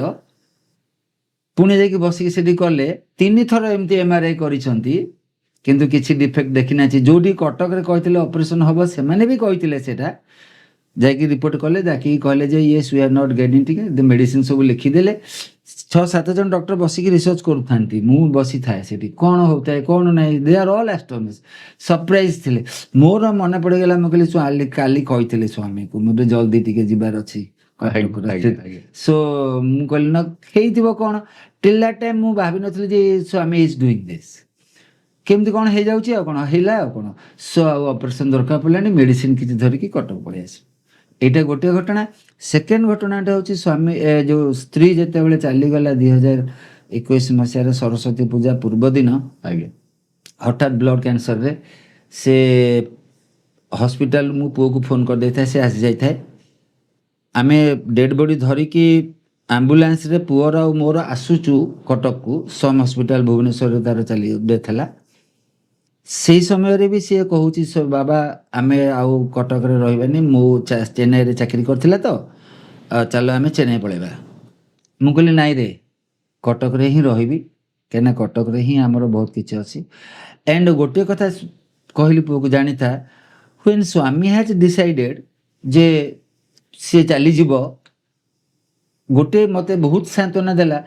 ଯଦି ସ୍ୱାମୀ ଡିସାଇଡ୍ କରିଛନ୍ତି, ମୁଁ ତାଙ୍କୁ ଏତେ ଭଲ ପାଏ, ସିଏ ଡିସାଇଡ୍ କରିଛନ୍ତି ଯେ ଇଏ ମରିଯିବ, ତାହେଲେ ମୁଁ ସ୍ୱାମୀକୁ ଅପୋଜ କରିବି କେମିତି? ମୁଁ ତ ଅପୋଜ କରିପାରିବିନି, ତାହେଲେ ମୁଁ କ'ଣ କରିବି? ସ୍ୱାମୀ ୟାକୁ କାହିଁକି ମାରିଲା ବୋଲି କୋଶ୍ଚିନ୍ ପଚାରି ପାରିବିନି, କିନ୍ତୁ ମନ ଦୁଃଖ କାନ୍ଦିଲେ ବାବାଙ୍କ ମନ ଦୁଃଖ ହବ। ସୋ ମୁଁ ସେଇଥିରେ କହିଲି ସ୍ୱାମୀ ଇଟ୍ ଇଜ୍ ୟୁଅର ୱିଶ୍, ଯାହା କରୁଛ କର, କିନ୍ତୁ ମୋତେ ଟିକେ ଶକ୍ତି ଦିଅ, ଏ ଛୁଆଟିକୁ ଧରିକି ପୁଅଟିକୁ ଧରିକି ମୁଁ କେମିତି ସଷ୍ଟେନ୍ କରିବି। ସେତିକି ହେଲା, ଆଉ ସବୁ ଭଲରେ ଭଲରେ ବି ହେଇଗଲା, କିଛି ଅସୁବିଧା ବି ମୋତେ ଏପର୍ଯ୍ୟନ୍ତ ବି ଫିଲ୍ କରୁନି ଯେ ମନ ଦୁଃଖ ହେଉଛି। ମୁଁ ଏକୁଟିଆ ଥିଲାବେଳେ କ'ଣ ତାକୁ ମନେ ପକେଇବିନି, ମନ ଦୁଃଖ ହେଉଛି। କାହିଁକିନା ଏଇଟା ସ୍ୱାମୀଙ୍କର ମାନେ ଜାଣିଛନ୍ତି ବୋଲି ଆମେ ଜାଣିଲୁ 10 ବର୍ଷ ପରେ, ଯେତେବେଳେ 2010 ମସିହାରେ ଦଶହରା ଚାଲିଥାଏ। ଦଶହରା ଟାଇମ୍ରେ ମୋର ଆଉ ମିସେସ୍ର ଆଉ ପୁଅର ପୁଅ ତ ସେଠି ପଢ଼ୁଥିଲା, 10ମ ଶ୍ରେଣୀରେ ପଢ଼ୁଥିଲା, 10th ର, ଯାଇଥିଲୁ ସେଠିକି। ଦଶହରା ନବମୀ ଦିନ ପିଲାମାନେ ଏମିତି ଆଗରେ ବସିଛନ୍ତି, ସ୍ୱାମୀ ତାକୁ ଡାକିଲେ, ସେ ଯାଇକି ପାଖରେ ପହଞ୍ଚିଲା, ସ୍ୱାମୀ କ'ଣ ହେଲା କୁହନ୍ତୁ ବୋଲି, ତାକୁ କ'ଣ ସବୁ ତାକୁ କହିଲେ। ମୁଁ ପଛରେ ବସିଛି, ଓଲ୍ଡ ଷ୍ଟୁଡେଣ୍ଟର ଜାଗା ଲାଇନରେ ବସିଛି, ମିସେସ୍ ବି ଲେଡି ସାଇଡ୍ରେ ବସିଛି, ସବୁ ଆମେ ଦେଖୁଛୁ, ସବୁ ହଜାର ହଜାର ଲୋକ ସମସ୍ତେ କ'ଣ ତାକୁ ସ୍ୱାମୀ କହିଲେ। ସେ ପୁଣି ଯାଇକି ସେଠି ବସିଲା। ଟିକେ ସମୟ ପରେ ପୁଣି କହିଲେ ଏଇଠି ବସ, ମାନେ ସେ ପାଖରେ ତାକୁ ବସେଇଦେଲେ। ପୁଣି ଟିକେ ସମୟ ପରେ କ'ଣ ଗୋଟେ କହିଲେ, ସେ ପୁଣି ଆସିଲା। ଏମିତି 3 ଥର 4 ଥର ଯିବା ଆସିବା କରୁଥାଏ, କ'ଣ ଟିକେ ଟିକେ ତାକୁ କହୁଥାଏ। ପଛରେ ଆମେ ତାକୁ ପଚାରିକି ଜାଣିଲୁ। ସେ ଯେତେବେଳେ ଆସିଲା ପରେ ତା 3rd ଥର ଯେତେବେଳେ ଗଲା, ଏମିତି ତାକୁ ସୃଷ୍ଟି କରିକି ଗୋଟେ ଚେନ୍ ଦେଲେ। ଚେନ୍ ଗୋଟେ ସୃଷ୍ଟି କରିକି ଦେଲେ, ତାକୁ ବେକରେ ସେ ପିନ୍ଧିଦେଲା, ପୁଣି ଯାଇକି ବସିଲା। ଟିକେ ସମୟ ପରେ ପୁଣି ତାକୁ ଡାକିଲେ, ପୁଣି ଗୋଟେ ସୃଷ୍ଟି କରି ଗୋଟେ ମୁଦି ଦେଇଦେଲେ, ଏଇ ମୁଦିଟା ତାକୁ ଦେଲେ। ସେ ପୁଣି ଯାଇକି ବସିଲା, ସମସ୍ତେ ଦେଲା, ତାପରେ ଭଜନ ଫଜନ ସବୁ ସରିଲା, ସ୍ୱାମୀ ପଳେଇଲେ, ଆରତି ହେଲା। ପଳେଇ ସାରିଲା ପରେ ସବୁ ପିଲାମାନେ ପଳେଇ ଆସିଲେ, ତାକୁ ବେଢ଼ିଗଲେ ସବୁ ପିଲା। Pattnaik what Swami told you, କ'ଣ କହିଲେ। ମୁଁ ବି ତା ପାଖକୁ ଯିବା ପାଇଁ କଷ୍ଟ ହେଇଗଲା। ପହଞ୍ଚିଲା ପରେ ମୁଣ୍ଡିଆ ମାରିଲା ମୋତେ। ମୁଁ କହିଲି ନା ବାବା କ'ଣ କହିଲେ ସବୁ, ତତେ କ'ଣ ପଚାରୁଥିଲେ? ନା ପଚାରିଲେ କୋଉଠୁ ଆସିଛୁ, ତାପରେ ଛାଡ଼ିଦେଲେ। ପୁଣି ତାପରେ କହିଲେ କ'ଣ କରୁଛୁ, ଛାଡ଼ିଦେଲେ। ମୁଁ କହିଲି ଗୋଟେ କୋଶ୍ଚିନ୍ ଗୋଟେ ଥର ନା, ମୁଁ ଥରେ ଯାଉଥିଲି, ଗୋଟେ କୋଶ୍ଚିନ୍ ପଚାରିଥିଲି। ଦେଖିଲୁ କରି ପୁଣି ମୁଁ କହିଲି କ'ଣ ନା, ପଚାରିଲେ ବାପା କ'ଣ କରୁଛି। ମୁଁ କହିଲି ବାପା ଟିଚର କରୁଛି ନା ମଞ୍ଚିଆବଡ଼। ଆଚ୍ଛା, ସିଏ ଯଦି କହିଲେ ହଁ ଟିଚରସିପ୍ କରୁଛି, ତାପରେ ସେ ମୁଦିଟା ଦେଲେ, ବାପାକୁ ଦେଇଦେବୁ। ମୁଁ କହିଲି ମୋତେ ଡାକିକି ଦେଇଥିଲେ ହେଇନଥାନ୍ତା, ତାଙ୍କ ଇଚ୍ଛା ଆଉ କ'ଣ ଅଛି। ତ ଏମିତି ଏଇଗୁଡ଼ାକ ସବୁ ଯେତେବେଳେ ଆମେ ତାଙ୍କ ପାଖରୁ ପାଇ ଆସିଛୁ, ତାଙ୍କୁ ଗୋଟେ ଲାଇଫ୍ର ଗୋଟେ ପାର୍ଟ ବୋଲି ଭାବି ନେଇଛୁ। ସୋ ମିସେସ୍ ଚାଲିଗଲା, ସେତେବେଳକୁ ଦେଖନ୍ତୁ, ପୁଅକୁ ଦେଲେ, ବାପାକୁ ଦେଲେ, ମାଟି ତ ଅଛି, କାହିଁକିନା ସିଏ ଜାଣିଛନ୍ତି ଯେ ଇଏ ରହିବନି, ତେଣୁ ତାକୁ ପାଇଁ କିଛି ଦେଇନାହାନ୍ତି। 10 ବର୍ଷ ପରେ ଆମେ ଜାଣିଲୁ 21 ମସିହାରେ ଯେ ସ୍ୱାମୀ ସେତେବେଳେ ତତେ ଦେଇନଥିଲେ, କାରଣ ତୋର ଜୀବନ ଥରେ ଏଠି ସଂସାରରେ ଲୀଳା ଖେଳା ନଥିଲା। ଆମେ 2 ଜଣ ରହିବୁ, ଆମ 2 ଜଣଙ୍କ ପାଇଁ ଏଗୁଡ଼ାକ ସବୁ ଗୋଟେ ସାହା ଭରସା ହବ। ପ୍ରତି ମୁହୂର୍ତ୍ତରେ ଅହରହ ମନେ ପକେଇ ଦେଉଛି, ଆଇ ଆମ୍ ୱିଥ୍ ୟୁ, ମୁଁ ତୋରି ପାଖରେ ଅଛି, ସବୁବେଳେ ଅଛି। ତୋ ଯେତେ ଦୁଃଖ ଆସୁ ସେ ତ ଯିବ, ସେ ଯାଉ, ତାର କାମ ସରିଗଲା, ସେ ଗଲା, ତୋ ପୁଅ ପାଖରେ ଅଛି ତା ବେକରେ, ତୋ ପୁଅର ବେକରେ, ତୋର ହାତରେ ମୁଁ ଅଛି। ଏଇଟା ମନେ ପକେଇ ଦେବା ପାଇଁ, ସାହସ ଦେବା ପାଇଁ ସେ ଏଇଟା ସବୁ ଦେଇଥିଲେ। ତେଣୁ ଏଇ ଯୋଉ ଦୁଇଟି ଅନୁଭୂତି ଆପଣ କହିଲେ ଯେ ସ୍ୱାମୀ ଆପଣଙ୍କର ଧର୍ମପତ୍ନୀଙ୍କର ତାଙ୍କ ଶରୀର ଲୀନ କରେଇଦେଲେ, ବା ଆପଣଙ୍କର ହାର୍ଟକୁ ଯୋଉ ଅପରେସନ ହେଲା ତାକୁ ଜାଣିକି ତାକୁ ପୁରା କ୍ୟୁର କରେଇ ଦେଉଛନ୍ତି। ଯୋଉଠି ଡାକ୍ତର ଦେଖୁଛନ୍ତି ସମସ୍ୟା ଅଛି, ଅପରେସନ ହବ, କିନ୍ତୁ ସ୍ୱାମୀଙ୍କ ସମାଧିକୁ ସ୍ପର୍ଶ କଲା ପରେ ଆପଣଙ୍କ ହାର୍ଟ ସମ୍ପୂର୍ଣ୍ଣ ରୂପେ ନିର୍ମଳ ହେଇଯାଉଛି ଏବଂ ରୋଗ ଶୂନ୍ୟ ହେଇଯାଉଛି। ଏହା ତ ନିଶ୍ଚିନ୍ତ ରୂପରେ ଚମତ୍କାରିତା। ସ୍ୱାମୀ ତେଣୁ ଏଇ ଦୁଇଟି ଅବଧାରଣା ଆପଣଙ୍କ ଭିତରେ ସୃଷ୍ଟି କଲା ଯେ ଯାହା ଘଟୁଛି ପୃଥିବୀରେ ବା ଆପଣଙ୍କ ସହିତ ତାହା ସ୍ୱାମୀଙ୍କ ନିର୍ଦ୍ଦେଶରେ ହିଁ ହଉଛି। ଏଇ ଭାବନାଟାକୁ ଆପଣ ଦୃଢ଼ ଭାବରେ ଧରିକି ତା ପରବର୍ତ୍ତୀ ଜୀବନକୁ ଆଗକୁ ବଢିଛନ୍ତି ନା ପୁଣି କେବେ କେବେ ବିଚଳିତ ହେଇଛନ୍ତି, ନାଇଁ ଏଇ ଜାଗାରେ ସ୍ୱାମୀ ମତେ ଟିକେ କୃପା କଲେନି କି, ମୋଠୁ ଟିକେ ଦୂରେଇ ଗଲେ କି, ଏମିତି କେବେ ହେଇଛି କି? କେବେ କେବେ କେବେ ନୁହଁ। ମୁଁ କେବେ ଭାବିନି ଯେ ସ୍ୱାମୀ କାଳେ ମୋଠୁ ଟିକେ କୃପାରେ ଉଣା କରିଦେବେ କି ପଳେଇବେ ବୋଲି। ମୁଁ କହେ ଦୁଃଖ ଦିଅ, ଆଜ୍ଞା ଆଜ୍ଞା କାହିଁକିନା ହ୍ୱାଟ ଆଇ ଡିଜର୍ଭ ମୁଁ ତ ପାଇବି ହିଁ। ଆଜ୍ଞା ଦୁଃଖ ଦେବା ପାଇଁ ଶକ୍ତି ତ ତମ ପାଖରେ ଦେଇଛ, ସେଟା ମୁଁ କନଫର୍ମ। ଆଜ୍ଞା ସେଟା ତାଙ୍କ ପାଇଁ କିଛି କହିବାକୁ ପଡିବନି, ଯେତେ ଦିଅନ୍ତୁ ସେ ଦେବେ ହିଁ। ଆଜ୍ଞା। କେବେ ବି ତାଙ୍କର ଚିନ୍ତାରୁ ଦୂରେଇ ଯିବାର ପ୍ରଶ୍ନ ଉଠୁନି। ଆପଣ ଭଗବାନଙ୍କର ଦିବ୍ୟ ଶରୀର ସହିତ ଅନେକ ସମୟ ବିତେଇଛନ୍ତି, ତାଙ୍କର ସ୍ପର୍ଶ ପାଇଛନ୍ତି, ତାଙ୍କର ଦର୍ଶନ ପାଇଛନ୍ତି, ତାଙ୍କ ସମ୍ଭାଷଣ ପାଇଛନ୍ତି। ତେଣୁ ଯେପରି ଅର୍ଜୁନ କୃଷ୍ଣଙ୍କର ସଖା ଭାବରେ ଯୋଉ ସମୟ ବିତେଇଲା ଭଳି ଆପଣ ତାହା ମଧ୍ୟ ବିତେଇଛନ୍ତି। ବର୍ତ୍ତମାନ ସ୍ୱାମୀଙ୍କର ଦିବ୍ୟ ଶରୀର ତ୍ୟାଗ ପରେ ସମାଧିକି ଯେତେବେଳେ ଦର୍ଶନ କରିବା ପାଇଁ ଯାଆନ୍ତି, ଆପଣ କଣ ସେଇ ଅନୁଭବ ହୃଦୟ ଭିତରକୁ ଆଣିପାରନ୍ତି? କେମିତି ଆପଣ ସ୍ୱାମୀଙ୍କୁ ଦର୍ଶନ କରନ୍ତି, କେମିତି ସେ ଭାବ ଆପଣଙ୍କ ଭିତରେ ଆସେ, ସେ ବିଷୟରେ ଟିକେ କହିବେ। ଯେତେବେଳେ ସ୍ୱାମୀଙ୍କ ସମାଧି ପାଖରେ ପହଞ୍ଚେ, କାରଣ ସେଇ ଜାଗାଟାରେ ସ୍ୱାମୀ ଚେୟାର ପକେଇ ବସୁଥିଲେ, ଆମ ସାଙ୍ଗରେ କଥା ହଉଥିଲେ, ଆଜ୍ଞା ପର୍ଟିକୁଲାର ସେଇ ଜାଗାରେ। ଆଜ୍ଞା ସୋ ସେଇ ଜାଗା ସହିତ ଆମର ଅଲଗା ବହୁତ ଅଛି, କାହିଁକିନା ସାଇକୁଲ ବନ୍ଧ ହଲ୍ ତିଆରି ହେଇ ନଥିଲା, ଆଜ୍ଞା ଖାଲି ମନ୍ଦିରଟା ହିଁ ଥିଲା। ସେଠି ଗୋଟେ ଗଣେଶ ମୂର୍ତ୍ତି ଥିଲା, ସେ ଯୋଉ ଜାଗାରେ ବର୍ତ୍ତମାନ ହେଇଛି। ତାପରେ ପରବର୍ତ୍ତୀ ପର୍ଯ୍ୟାୟରେ ସେଟା ଯେତେବେଳେ ସୃଷ୍ଟି ହେଇଗଲା, ମାନେ ସବୁ ତିଆରି ହେଇଗଲା, ସବୁ ହେଇଗଲା ପରେ ବି ସେ ଜାଗାରେ ସ୍ୱାମୀଙ୍କ ସହିତ ବହୁତ କିଛି ଇଣ୍ଟରାକ୍ସନ୍ ହେଇଛି। ସେଇଠି ହିଁ ସେ ଯେତେବେଳେ ସମାଧି ନେଇଛନ୍ତି, ସେଇ ଜାଗାଟାକୁ ସ୍ପଟକୁ କାହିଁକି ସିଲେକ୍ସନ୍ ଦେଲେ, ଆମ ମନ ଭିତରେ ସେଇ ଥଟ୍ଟା ଆଣିବା ପାଇଁ। ଆଜ୍ଞା ଯେତେବେଳେ ସମାଧି ପାଖରେ ଯାଇକି ମୁଁ ପହଞ୍ଚେ, ଆଜ୍ଞା ସେତେବେଳେ ଲାଗେ ଯେ ସେ ସେଇଠି ଚେୟାର ପକେଇ ହିଁ ବସୁଥିଲେ। ସୋ ସେଇ ଯୋଉ ଚେୟାରଟାରେ ସେଠି କୋଉଠି ଗୋଟେ ବସିଥିବେ, ମୁଁ ସମାଧି ଅପେକ୍ଷା ସେ ଚେୟାରଟାକୁ ବେଶୀ ମତେ ଇଏ କରେ, ମୁଁ ପ୍ରଣାମ କରେ ନା ସ୍ୱାମୀକୁ କହେ ଏବଂ ଅନୁଭବ କରନ୍ତି ସେଠି ଅନୁଭବ ବସିଛନ୍ତି। କରେ ଯେ ହଁ, ସେ ମୋତେ ସମାଧି ଭିତରଟା ଯୋଉଠି ଶରୀର ଅଛି ସେଟାକୁ ବେଶୀ ନୁହେଁ, ଚେୟାର ଆଉ ସେ ଯୋଉ ଫ୍ୟାନଟା ମୁଁ ଥରେ ଦେଖିଥିଲି, ସେ ଫ୍ୟାନଟା ବଙ୍କା ଥିଲା। ଆଜ୍ଞା ଆଜ୍ଞା ମୁଁ ଯାଇକି କହିଥିଲି ଯେ ତମେ ଚେୟାରଟା ଯୋଉ ଇଏ କରିଛ, ସେଟା ଯିଏ ଥିଲେ ଆମର ମନ୍ଦିର ଭିତରେ ଚାର୍ଜରେ, ମୁଁ ସ୍ୱାମୀକୁ ଏଠି ସମାଧିରେ ପ୍ରଣାମ କରିସାରିଲା ପରେ ଯାଇକି ଭିତରେ କହିଥିଲି ଯେ ଫ୍ୟାନଟା ରଖିଛ ବଙ୍କା କରିଛ, ମାନେ ସୋ ମୋର ନଜରଟା ବେଶୀ ସେ ଚେୟାର ପାଖେ, କାହିଁକିନା ସେଇଠି ହିଁ ବହୁତ ସମୟ କଟେଇଛୁ। ଆଜ୍ଞା। ତେଣୁ ଆମେ କାର୍ଯ୍ୟକ୍ରମର ପ୍ରାୟ ଅନ୍ତିମ ଭାଗରେ ପହଞ୍ଚିଲୁଣୁ।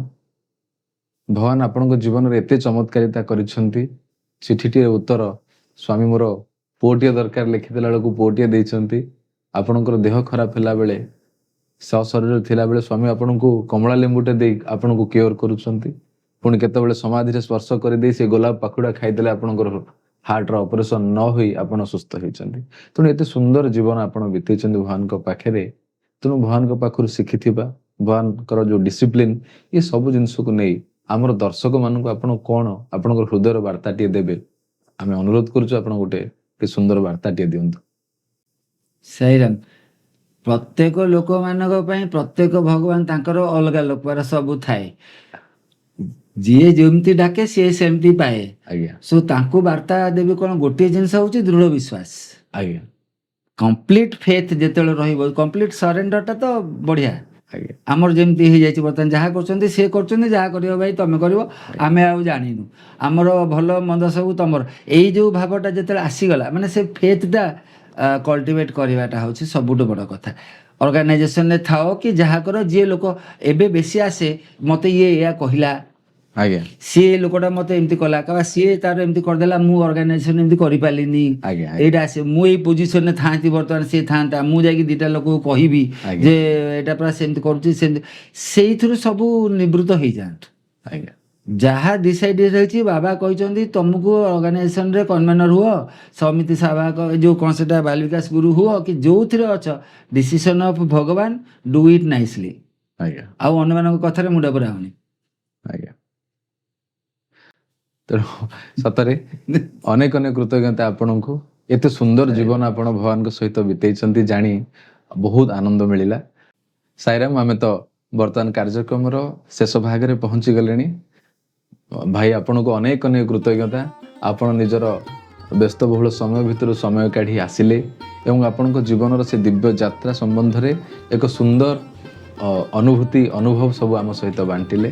ଆପଣଙ୍କର ଏ ଦିବ୍ୟ ଯାତ୍ରା ଆହୁରି ମଙ୍ଗଳମୟ ହଉ, ଆହୁରି ସୁନ୍ଦର ହଉ, ଆମେ ଭଗବାନ ଶ୍ରୀ ସତ୍ୟସାଇ ବାବାଙ୍କ ପାଦରେ ଏତିକି ପ୍ରାର୍ଥନା କରିବୁ। ଆପଣ ସୁସ୍ଥ ରୁହନ୍ତୁ ଏବଂ ଶିକ୍ଷକତା କରି ଅନେକ ନୂଆ ପିଢ଼ିକୁ ଗୋଟେ ଭଲ ବାଟ ଦେଖାନ୍ତୁ। ଆପଣଙ୍କର ଏ ସମୟ ପାଇଁ, ଆମକୁ ଦେଇଥିବା ମୂଲ୍ୟବାନ ସମୟ ପାଇଁ ପ୍ରଶାନ୍ତି ଏକ୍ସପ୍ରେସ୍ ପରିବାର ପକ୍ଷରୁ ଆପଣଙ୍କୁ ଅନେକ ଅନେକ କୃତଜ୍ଞତା। ଭଗବାନଙ୍କର ଜନ୍ମ ଶତବାର୍ଷିକ ଆଗକୁ ଆସୁଛି, ସେ ଉଦ୍ଦେଶ୍ୟରେ ଆପଣଙ୍କୁ ଆମେ ଶୁଭେଚ୍ଛା ଜଣାଇ ପ୍ରଶାନ୍ତି ଏକ୍ସପ୍ରେସ୍ ପରିବାର ପକ୍ଷରୁ ଗୋଟେ ପ୍ରେମର ଉପହାରଟି ଆପଣଙ୍କୁ ଦଉଛୁ, ଆଶା ଆପଣ ଗ୍ରହଣ କରିବେ। ସାଇରାମ। ସାଇରାମ। ଧନ୍ୟବାଦ। ସାଇରାମ। ପ୍ରଶାନ୍ତି ଏକ୍ସପ୍ରେସ୍ ଏଇ ଯୋଉ କାର୍ଯ୍ୟକ୍ରମକୁ ମୁଁ ଅନେକ ଅନେକ ଧନ୍ୟବାଦ ଦେବି, ହୃଦୟର ସହିତ କୃତଜ୍ଞତା ଜ୍ଞାପନ କରିବି। କାହିଁକିନା ଏଇଭଳିଆ ସୁଯୋଗ ଗୋଟେ ସୃଷ୍ଟି କରିଛନ୍ତି ଭଗବାନଙ୍କର ବାର୍ତ୍ତା କିଛିଟା ଜଣେଇ ଦେବା ପାଇଁ। କାହିଁକିନା his life is our message. ତେଣୁକି ସେ କହୁଥିଲେ my life is my message, ଏବେ କହୁଛନ୍ତି our life is his message. ଆଜ୍ଞା। ସୋ ସେଇଥିପାଇଁ ମୋର ସେଇଟା ଅଛି, ମୋ ଲାଇଫଟା ଅନ୍ୟମାନଙ୍କ ପାଇଁ ମେସେଜ ହଉ, ସ୍ୱାମୀଙ୍କ ମେସେଜ ହଉ, ସେଇଟା ଗୋଟେ ସେ ସୁଯୋଗ ଦେଇପାରିଲେ, ସେଥିପାଇଁ ମୁଁ ବି ବହୁତ କୃତଜ୍ଞତା ଜ୍ଞାପନ କରୁଛି। ଆଜ୍ଞା ସାଇରାମ। ବର୍ତ୍ତମାନ ଶାନ୍ତି ପାଠର ସହ ପ୍ରଶାନ୍ତି ଏକ୍ସପ୍ରେସର ଆଜିର ଅଧ୍ୟାୟକୁ ଆମେ ଏଇଠି ବିରାମ ଦେବା।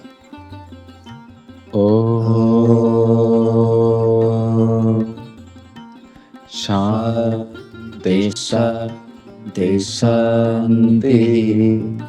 ସମସ୍ତ ଲୋକା ସୁଖିନୋ ଭବନ୍ତୁ, ସମସ୍ତ ଲୋକା ସୁଖିନୋ ଭବନ୍ତୁ, ସମସ୍ତ ଲୋକା ସୁଖିନୋ ଭବନ୍ତୁ। शांति शांति शांति। साईराम।